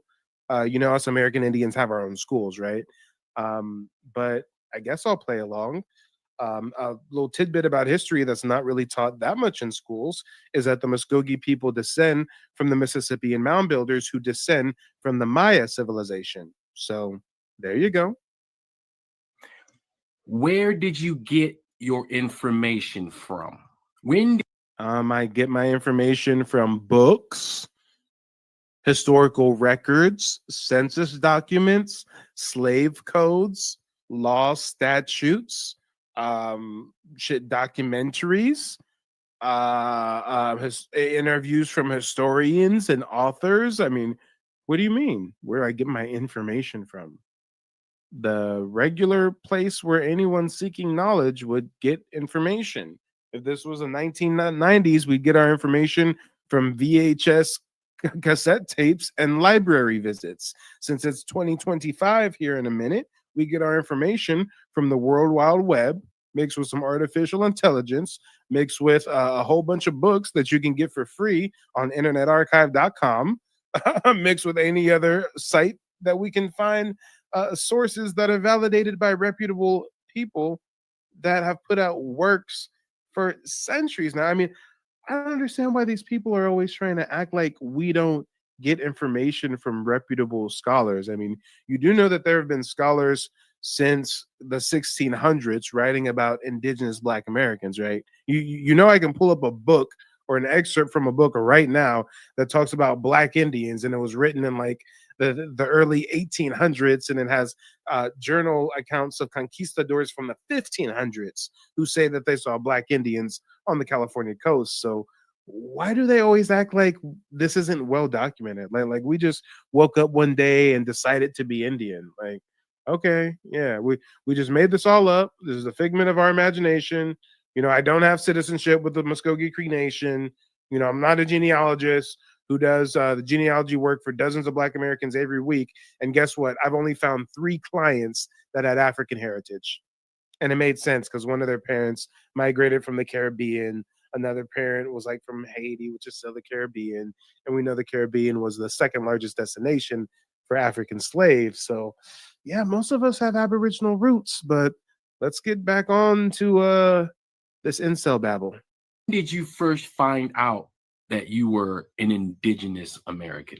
Well, since we're made victims of paper genocide and miseducated and forced not to be able to read and write and had many laws that restrict us from our Aboriginal roots, I first learned I was Aboriginal when I did my genealogy. Just like most Black Americans first discover they have Aboriginal roots when they do their genealogy. Because we've been miseducated. That's the only way to know. Session. It was a lot of informal information that was given. I am very extensive when it comes to history, so I think that it was great information because I learned quite a few things that I didn't know personally.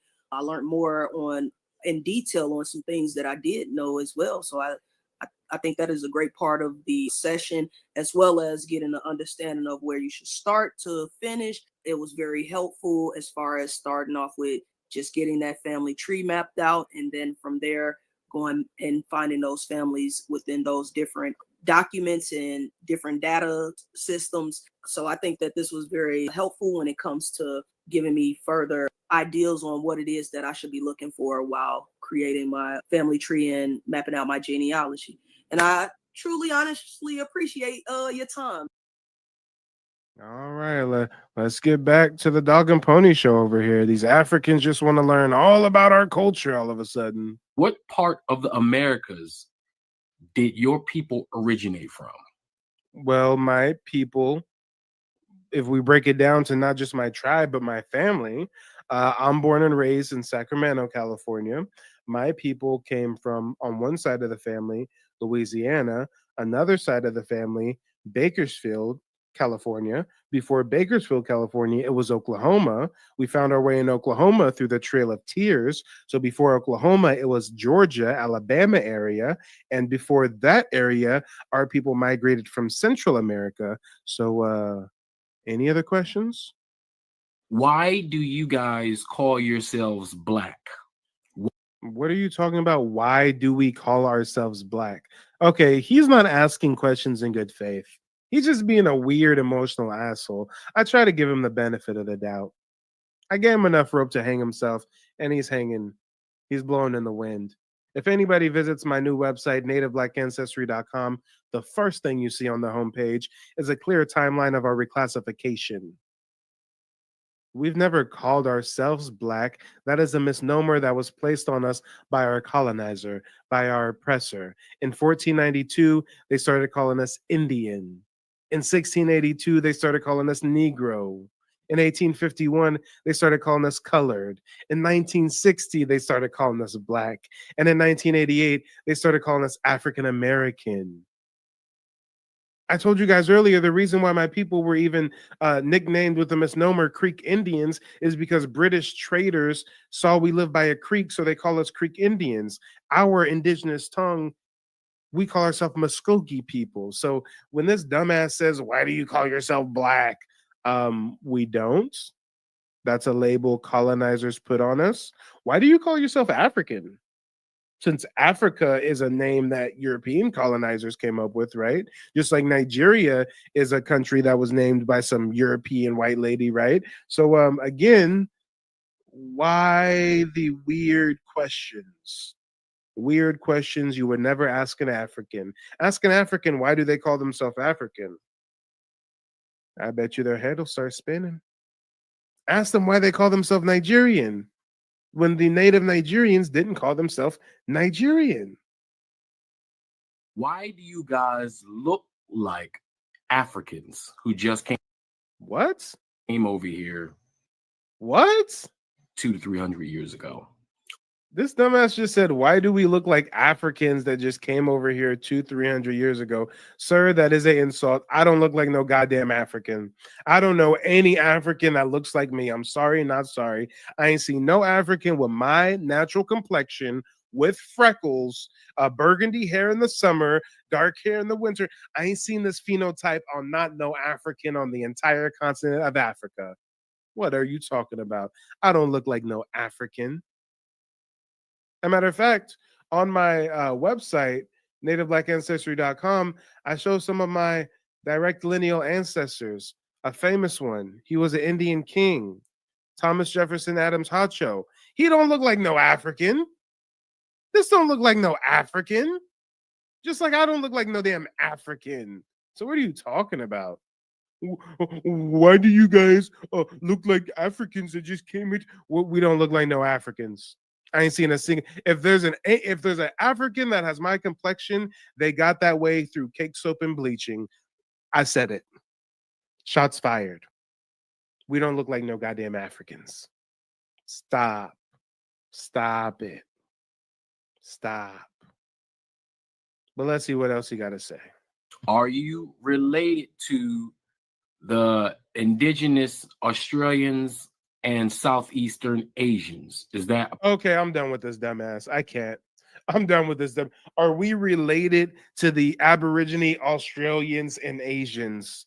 You might as well be asking us if we're related to the Japanese guys. I try to give him the benefit of the doubt. I said maybe he's asking these questions in good faith. He's not. He's just being a weird asshole. So I'm not going to waste my breath on him any longer. Let's just let the video play out a little bit, and y'all can roast him in the chat, and I'll highlight your comments.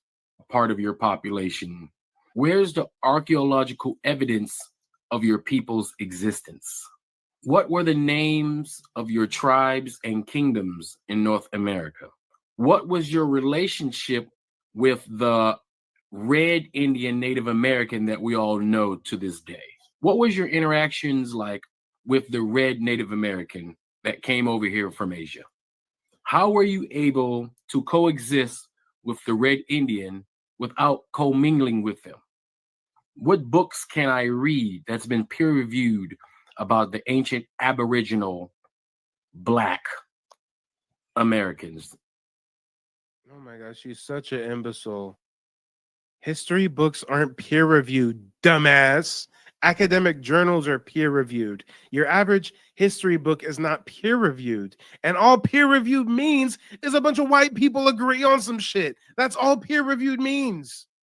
If I'm in a group with Danger and Ty and Just My and Casey and Anthony and the Hitter and Ricky, and if I write some shit and they my niggas, they my peers, and they agree with it, then guess what? It's peer-reviewed. What are you talking about?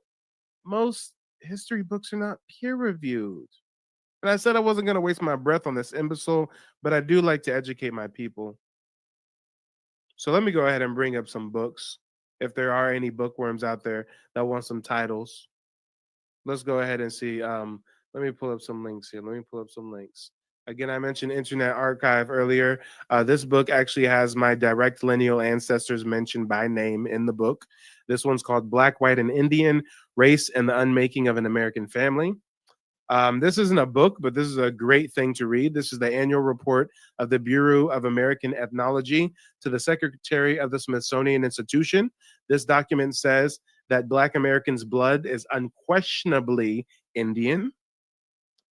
This is another book called The Philosophical and Antiquarian Aboriginal History of America.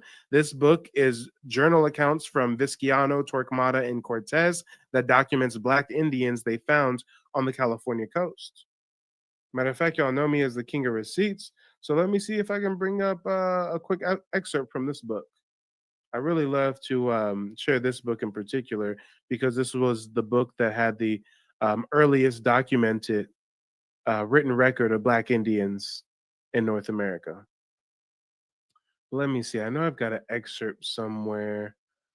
Yes. Here we go. Yeah, I got to live up to the name, Casey. I got to live up to it.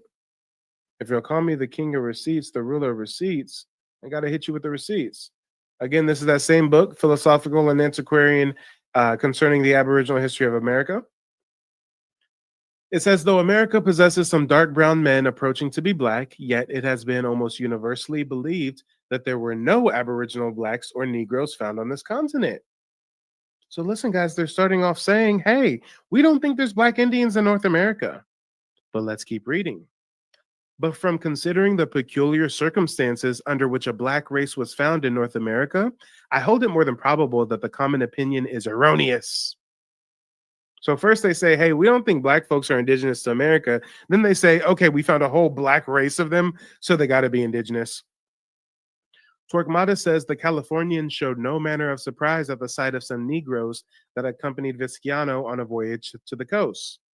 Because remember, guys, the Spanish conquistadors took Moorish North African slaves to teach them how to get to America, and also because the North Africans spoke Hebrew, and most of the indigenous tribes in America spoke a different, version of Hebrew one way or another. So it's saying that when again, these aren't black Indians, but these are the lighter skinned Indians, the fairer skinned Indians. When these California natives see these Negroes with these Spanish conquistadors, they're not surprised. Matter of fact, it says that when a Negro was ordered to distribute a biscuit to the Californians at the Bay of St. Barnabas, quote, the natives seemed greatly pleased at the sight of the Negro, and they signified to him that they lived in friendship and correspondence with the people of his color, and that not far from thence was a Negro village. Damn. So again, the light-skinned Indians see these Negroes with the Spanish conquistadors, and they say, hey, niggas, that's what's up. We got a whole village of Negroes. We got a whole we in leagues of friendship with these black Indians over here. Torquemada undertakes to explain this remarkable circumstance by supposing that the Negroes had been left there by a ship from the Philippine Islands, but he does not quote the time when such an event had occurred, so we presume it was mere conjecture of his own to explain an anomaly of which he was previously ignorant, and that first we were disposed to think the supposition plausible, but it has been found on extending our researches that the Negro character of the Indians on this coast has been distinctly remarked by various navigators, even of the present day. Let's talk about it, y'all. Let's talk about it. But again, we're going to share some books since a homie asked for books. Speaking of the Negroes on the California coast, this is Tales of the Knights of Esplandia. This is the Queen of California. This is the earliest written record of the tales of the Black Amazonian Indian Queen of California. I believe her name was Queen Califia, which is what the state of California is named after. They tried to claim that this was just a myth started by a Spaniard, where either way, this is the book where the first written account of this Black Indian princess queen was written about by these Spanish Europeans. And when I talk about this Amazonian queen, this was the direct inspiration for Wonder Woman. Yes, you heard that right. A Black Indian queen named Queen Califia, who the state of California is named after, she was also the inspiration for Wonder Woman. Say it ain't so. Another book, The History of the American Indians by James Adair. So if you want books, I got books for you, Playboy. But let's see what other dumb shit this dude is talking about. I can't spend much more time on him, but and again, make sure to shoot me an email if you guys want to get the genealogy consultation at the discounted rate of $50. I am giving that to the first 5 people that shoot me an email. We have not reached those 5 people yet. Taking a look at my email, we've got 2 slots left. So anybody who wants to fill those 2 spots, you know what to do. Gosh, I don't even want to click play, but let's see what other asinine statements this Pan Goofy has. I mean, he don't know his African tribe. He don't know his African language, his African food. He's living in fucking America, but he wants to ask us 21 questions. That you claim to be. Where are all the indigenous Black scholars at that I can learn from? What university has information on this ancient civilization that you come from? How was the European able to destroy all knowledge of your existence? How was the Red Indian, the Red Native American, able to destroy all knowledge of your existence? For those of you who say you come from Africa, what part of Africa do you guys come from? Where are the ships that brought you here from Africa thousands Okay, now I'm confused. Are you a Pan-African, a Pan-Goofy, African apologist or not? Now you're asking the African Americans who claim that. I'm confused, guys. I'm confused. What side of the fence is Old Boy on? I don't know. Maybe he's a Moorish sovereign citizen or some shit. I don't know what's going on with Old Boy, but he has a lot of questions. He's very confused. The only thing we can deduce is he's very, very, very confused. And we're not confused at all. We know exactly who we are. They don't want you to remember this. You not no slave, you indigenous. Fuck how they painted them Indians. You went to war with the French and the British, man. Quite frankly, you was kings Merovingians. They took the women and men, made them prisoners, raised up the children to worship their images, set up a lab to the genes and they mixed them, and this shit get way deeper than your pigment.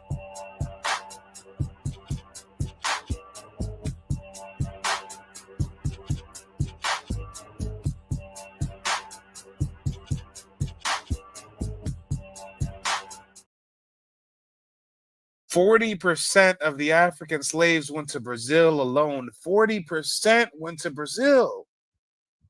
I wonder how many made it to North America. The last figure I heard was 4%. But they want us to think that we African? Have you ever heard of an African Brazilian? Have the Brazilian people delineated?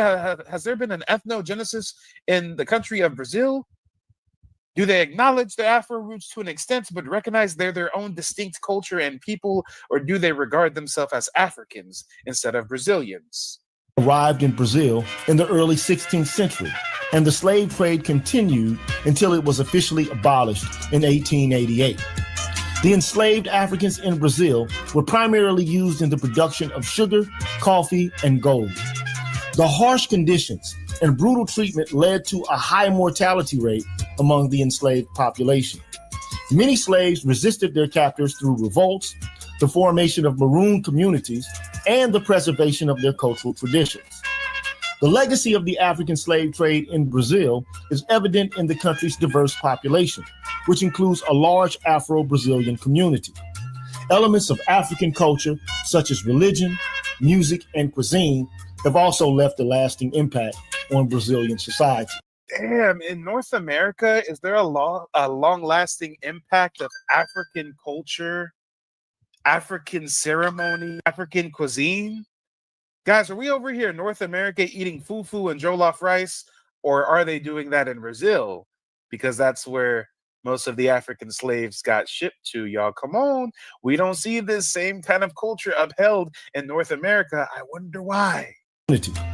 Elements of African culture, such as religion, music, and cuisine, have also left a lasting impact on Brazilian society. I don't think I've ate an African dish in my life, guys. I'm not even joking. I don't think I've ate a single thing. You know what? Actually, I have.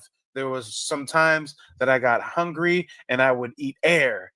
You know, them starving Africans, they be The British Caribbean colonies, including Jamaica, Barbados, and the Leeward Islands, were another significant destination for enslaved Africans, receiving an estimated 2.5 million people. The British established their first Caribbean colony in Barbados in 1627, and the demand for labor in the sugar plantations quickly led to an increase in the importation of slaves. Life for enslaved Africans in the British Caribbean was characterized by harsh working conditions, brutal punishments, and a high mortality rate. Many slaves sought to escape their bondage by forming maroon communities or participating in revolts, such as the Jamaican Maroon Wars and the Haitian Revolution. The influence of the African slave trade can still be seen in the Caribbean today, with many people of African descent living in the region. African cultural traditions have also left a lasting impact on the Caribbean, particularly in the areas of music, dance, and cuisine. Damn, where is the African influence of music, dance, and cuisine in North America? Hold on, if they're saying that most went to Brazil, 4 or 5 million, the second most went to the Caribbean, 2 to 3 million. Is North America at least going to be third place, guys? Is North America can at least be top 3 destination that the African slaves went to? Where does North America rank on this list if we're all supposed to be from Africa? Number 3, the Spanish Americas. The Spanish colonies in the Americas, which included present-day Mexico, Colombia, Venezuela, Peru, and the Caribbean, imported. Yeah, we're getting a little bit closer to North America, but still, we're not talking about North America. We're not talking about what would become the United States of America. Top 3, and America is not one of them. But we all come from Africa. Learning how to cook jollof rice and shit, right? We have so much African cuisine and culture and music, right? I wonder where North America ranks on this list. Come on. I think we're going to find the least amount of African slaves in the world during the transatlantic slave trade.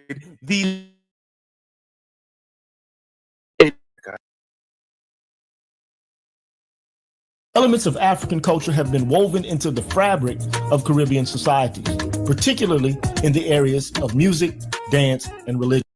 Come on, y'all, where is the music, dance, and religious African systems present in America? We don't see that. Out of all the destinations for African slaves, I think North America is going to be last place. I think it's going to be last. African culture have been woven into the fabric of Caribbean societies, particularly in the areas of music, dance, and religion. Number 5, the United States. The British. Damn, so you were close, Casey. You were close. You were so close. You said 6th place, but we 5th place, y'all. We 5th place. Come on. How many slaves are they saying came to North America? How many? North American colonies, which later became the United States, imported approximately 400,000 African slaves, primarily to the southern colonies. Not even a million.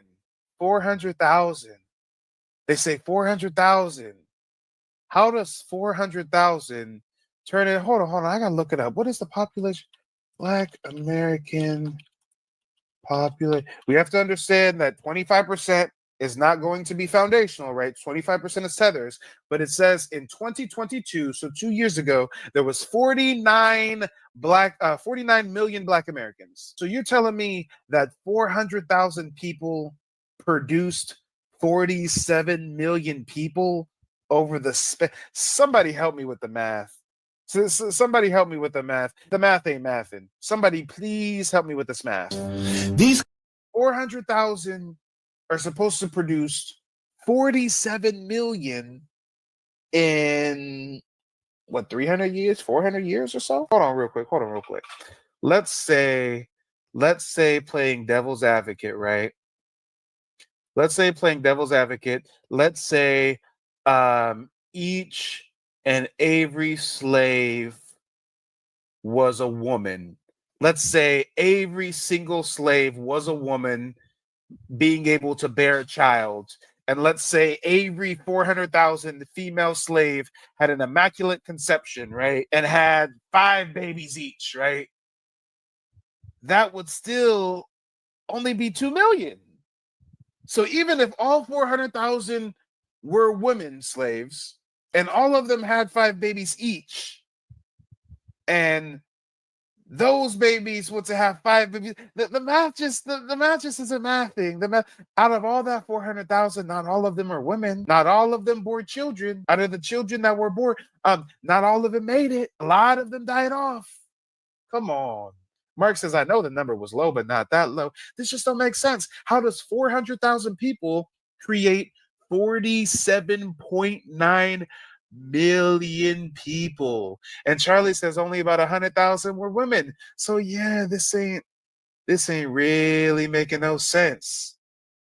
Come on, I'll say it. This land is your land. This land is my land. This land was made for you and me, not no immigrants.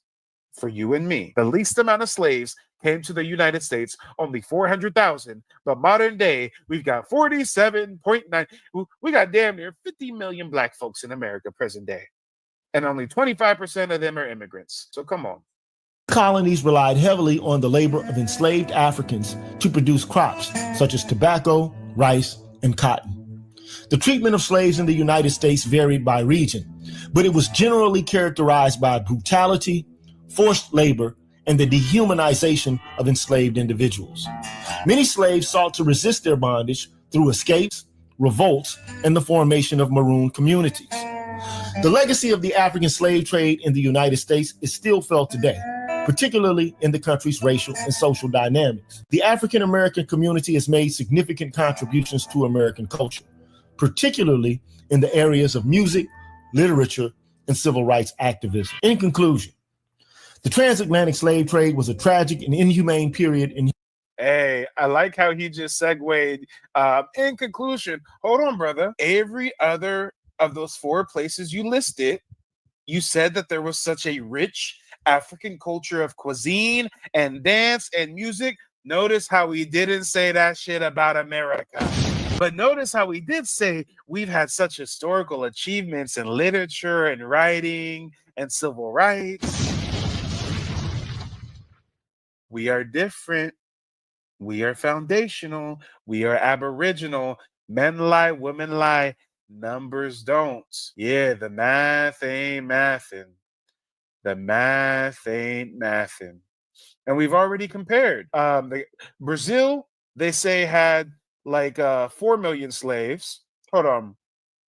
He said Brazil had like 4 million, I believe. Let's see. Where's the list start off?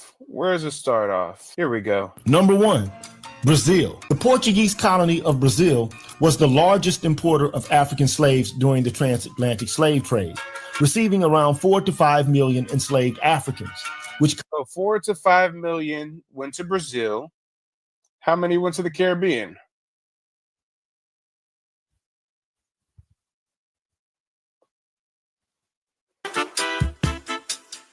Brazilian community. The legacy of the music and cuisine. Number 2, British Caribbean colonies.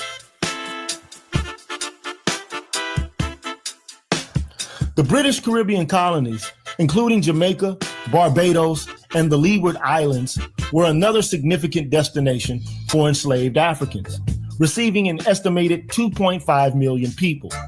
So 4.5 million went to Brazil, 2.5 million went to the Caribbean. Oh, you're talking about current populations. Let me see.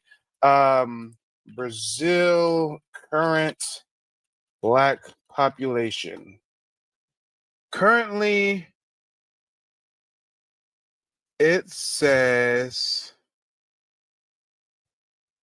Afro-Brazilians are 10% of the population. Hold on.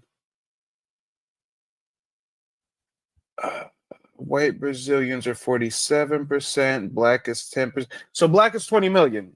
Black is 20 million. And in the Caribbean right now, let me see. Black Caribbean population. You know, it's hard to find exact numbers on that since the Caribbeans are so many different islands, but yeah. This don't make no sense. Come on, y'all. Come on. Momo says, aren't Jamaicans mixed with Indians? Yes, when they were importing African slaves to Jamaica, they also imported Indians, like red dot on the head Indians. So a lot of them are like really Indian. And there's even Asian Jamaicans. I've seen Asian Jamaicans speaking patois and everything. So, you know, a lot of people are Jamaican doesn't mean black. There's white Jamaicans, there's Asian Jamaicans, there's Korean Jamaicans. Like Jamaican is just a nationality. So it's very interesting how there isn't an African Jamaican, but they want us to be African American. Oh, Lord. Oh, Lord.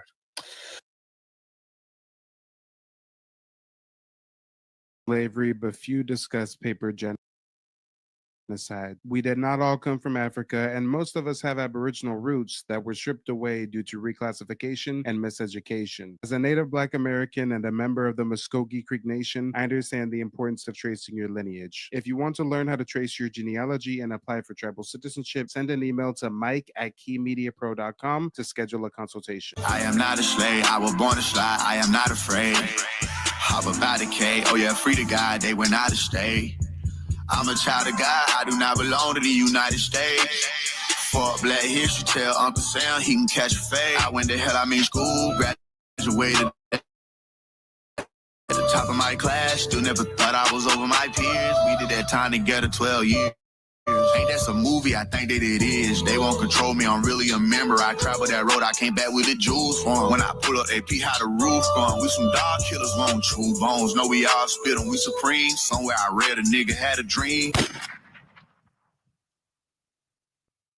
You don't have to try to be something you're not. Oh, God, I can't stand this.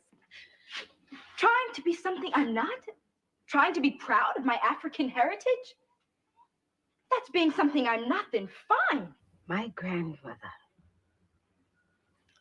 was a full-blooded Iroquois. My grandfather was a black from a long line of journeymen who lived in Connecticut since the establishment of the colonies. My father was a Bajan who came to this country a cabin boy in a merchant marina. I know all of that, Mama. Then know this.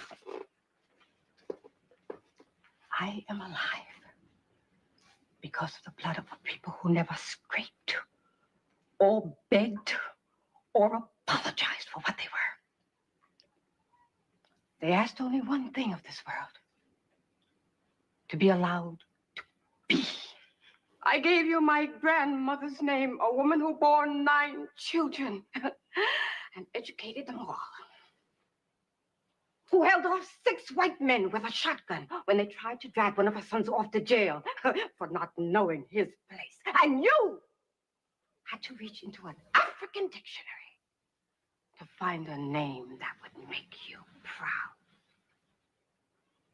I was born black, I live black, and I'm gonna die probably because some cracker that knows I'm black better than you, nigga, is probably gonna put a bullet in the back of my head. This is the remix. My father was raised in the era when black niggas couldn't claim Native American. Making music would've thought I had help, but the Indians I know wanna be the chief they self. All right. Ladies and gentlemen, boys and girls, let me get some fists and feathers in the chat if you can hear me loud, crisp, and clear. I was experiencing some audio issues on my last broadcast, so hopefully that's got cleared up. Give me some feedback. Let me know. But either way, smash the like button on the way in. If you're new to the channel, subscribe. You won't regret it. Hit the Cash App or the PayPal if you support independent media.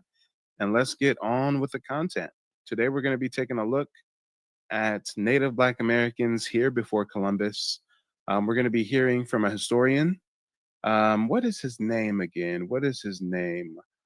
Dr. Anthony Dixon. Today we're going to hear from a Dr. Anthony Dixon. So let's go ahead and see what the good doctor is going to teach us today. Before we dive into the content, I do urge you guys to check out my new website, nativeblackancestry.com, to access further historical data on Native Black Americans, as well as direct access to my genealogy services. But let's get on with the show.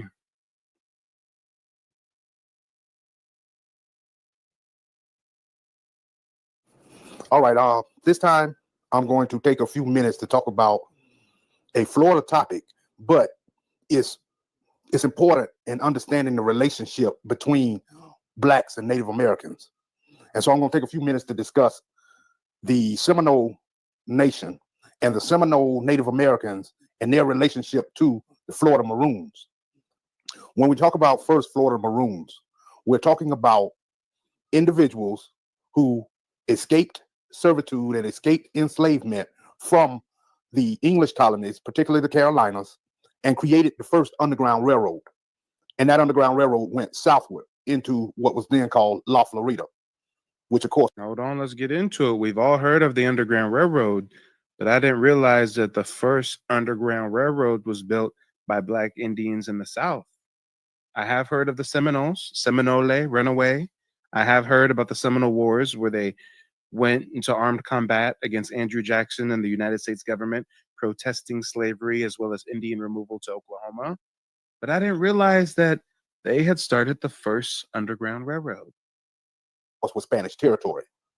Now, the makeup of these Maroons, we're now getting more and more information, and we're understanding that they were Gullah people, and these are West Africans and a mixture of West Africans who created their own culture, and they created their own language called Geechee.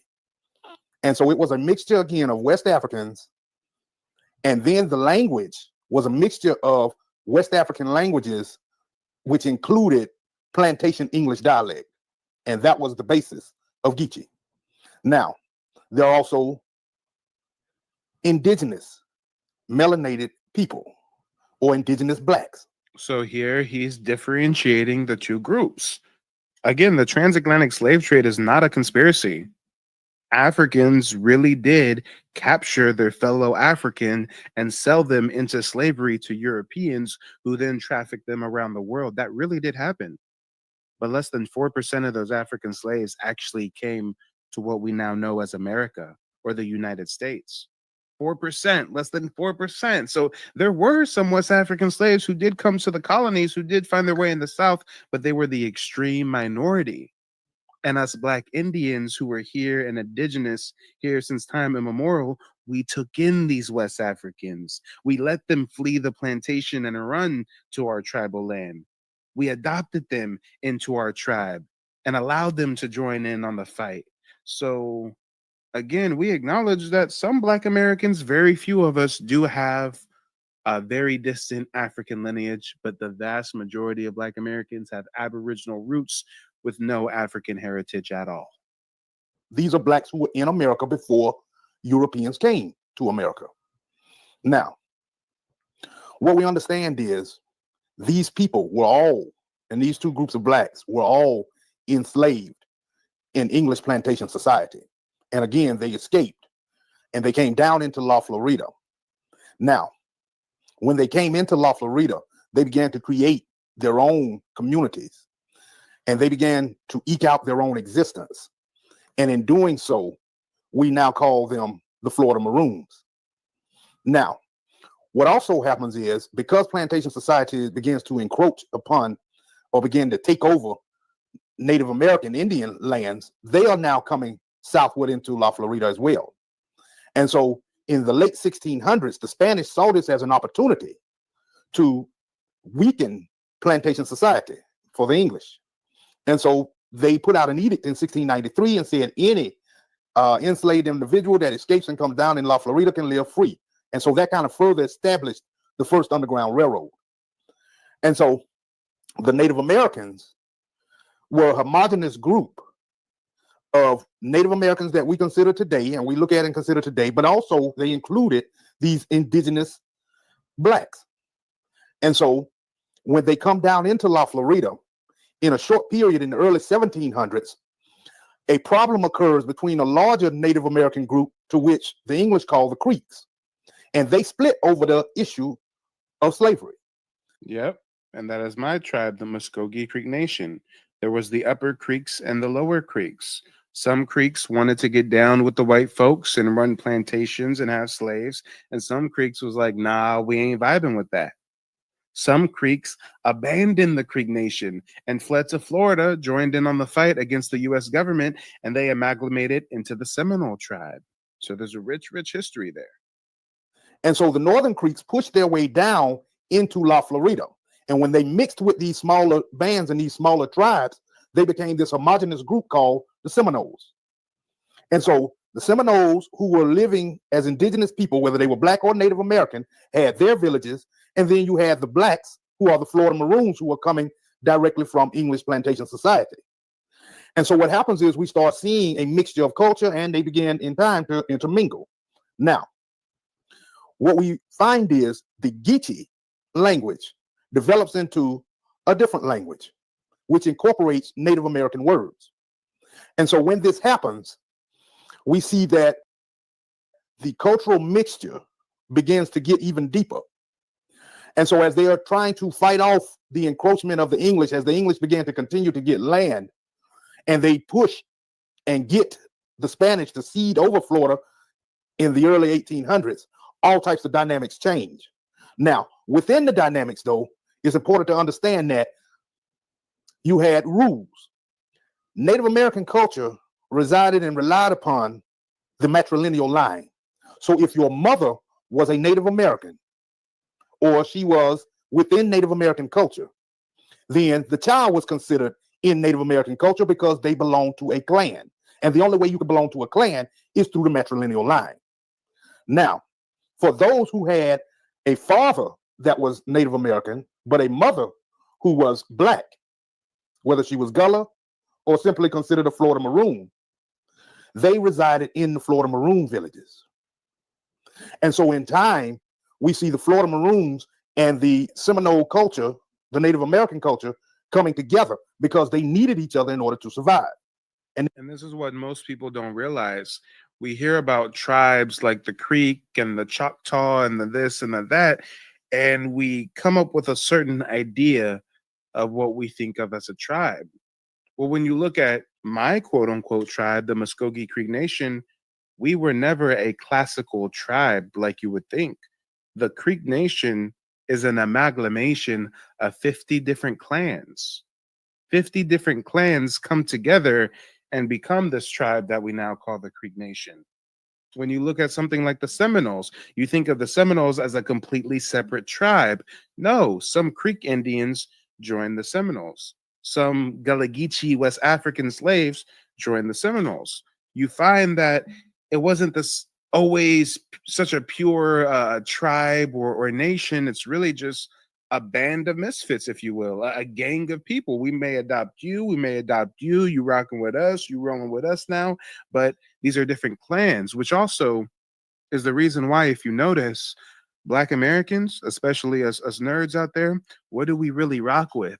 We rock with Japanese culture, Japanese anime, that samurai shit, that ninja shit. What is it about that that's in our DNA instinctually that we gravitate towards?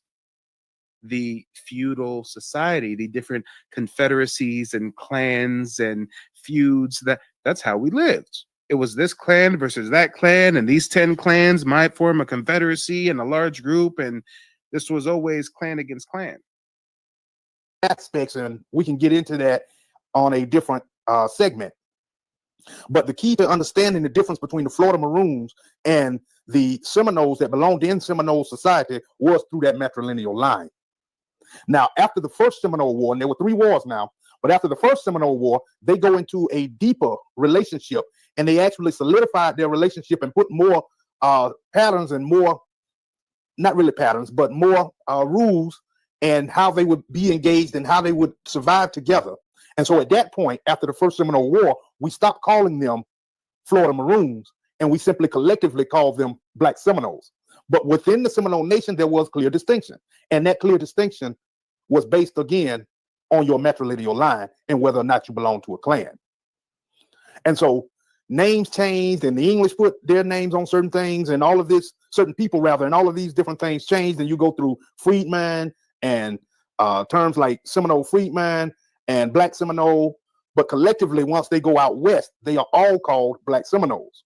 And actually, at the end of the first Seminole War, when they go into this formal agreement, we really stopped calling them Florida Maroons and call them collectively Black Seminoles.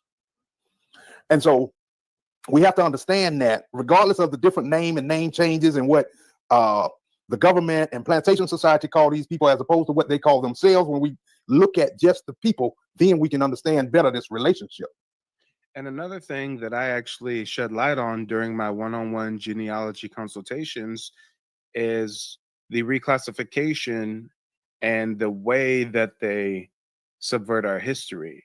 When you guys hear about terms like freedman, you think of freedman as like an African slave of a Native American or something. No, freedman is basically a brown paper bag test where if you were Indian and you were too dark, they labeled you on the Dawes Roll as a freedman.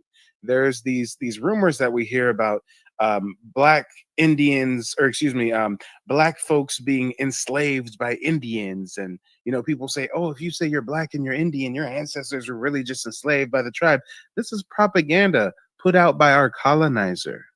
Matter of fact, let me share a quick clip from a video that I share with all of my genealogy clients. This is a piece of information I share with every single person I sit down one-on-one with for a consultation. I share this with them to show them that things are much more nuanced than they write in a history book. We may have ancestors classified as freedmen, classified as slaves, classified as indentured servants, but that's not necessarily the lifestyle they were living at all.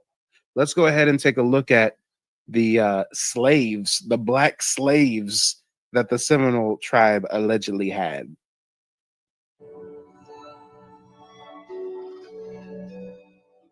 A close relationship developed between Seminoles and blacks on this prairie. Some white observers mistakenly assumed the blacks were slaves to the Seminoles. Did you catch that?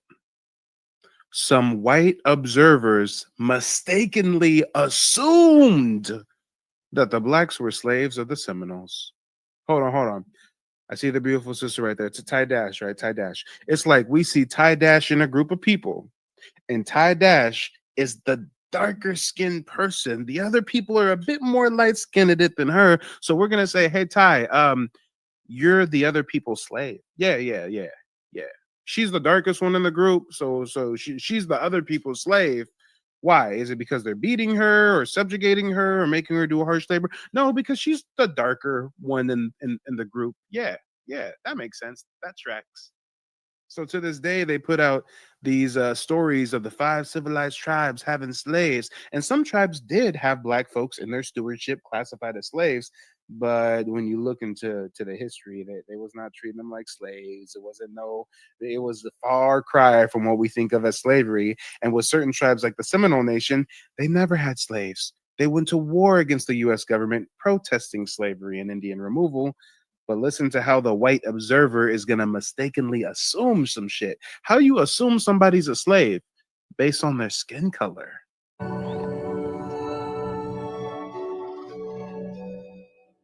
A close relationship developed between Seminoles and blacks on this prairie. Some white observers mistakenly assumed the blacks were slaves to the Seminoles. It really was not a slave-master relationship. It was more a free existence. They intermarried. The children were accepted in the tribes quite easily, and they had a common interest in wanting to hold that land where they were living freely. They had acquired big herds of cattle themselves. They had nice fields and homes. So do you see why it's important for us to tell our own story? For us to not rely on his story, his version of events? I mean, let's talk about it, y'all. Let's talk about it. Truth is much more stranger than fiction. But it is a powerful relationship that we can use to understand the overall, quote unquote, Native American and black relationship.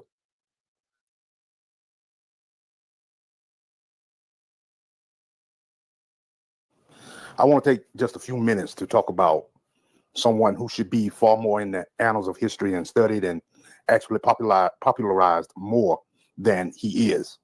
And his name is Osceola. Now, when you think of the wars fought with the U.S. military and Native Americans, you think of Geronimo, Sitting Bull, Chief Joseph. Those names are the more popular and familiar names. But Osceola isn't.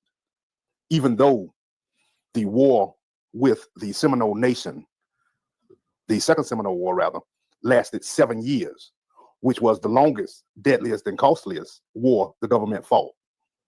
Now, I'll admit, I didn't do much research on Osceola until recently being the last year and a half or so. But I understood quickly, and previously before that, why he wasn't placed in the annals of history the way Geronimo and the others were. And it's because of his heritage. You see, Osceola was actually mixed. His father was white, and his mother was mixed, black and Native American. And in the war, his closest allies and most of the men in his band, when he would do the guerrilla warfare, were black Seminoles. And he, of course, also had a black wife. Now, she wasn't his only wife, but he did have a black wife. And so the thing about it is that his mother, as I just mentioned, she was mixed, black and Native American. But in Native American culture, it's matrilineal, which means if your mother is your bloodline to Native Americans, that means you basically grow up in Native American culture. So he didn't grow up in the Florida Maroon culture or in the Black Seminole villages, but he did grow up in Native American villages, and he grew up in Native American culture. Now, again, because of this heritage, we find that he is not given the credit in the overall annals of history. Even though in Florida, he's very popular. There's Osceola County. If you go to Tallahassee, his name is everywhere. And of course, Florida State, he's prominent at Florida State. Their mascot is called Chief Osceola. There's an Osceola Hall and all of those things. Hold up. I didn't know this. Fun fact. Wait, so the Florida State mascot is a Chief Osceola? Hold up. Let me look that up. I had no idea. They be hiding this shit in plain sight, y'all. They said they got a county named after him. I'm telling you, y'all. Look up the name of the state you live in. I bet you it stems from an Indian word. Look up the counties around you. I bet you they're named after indigenous tribes. I mean, they be hiding this shit right in plain sight. I was today's years old. I found out right now in real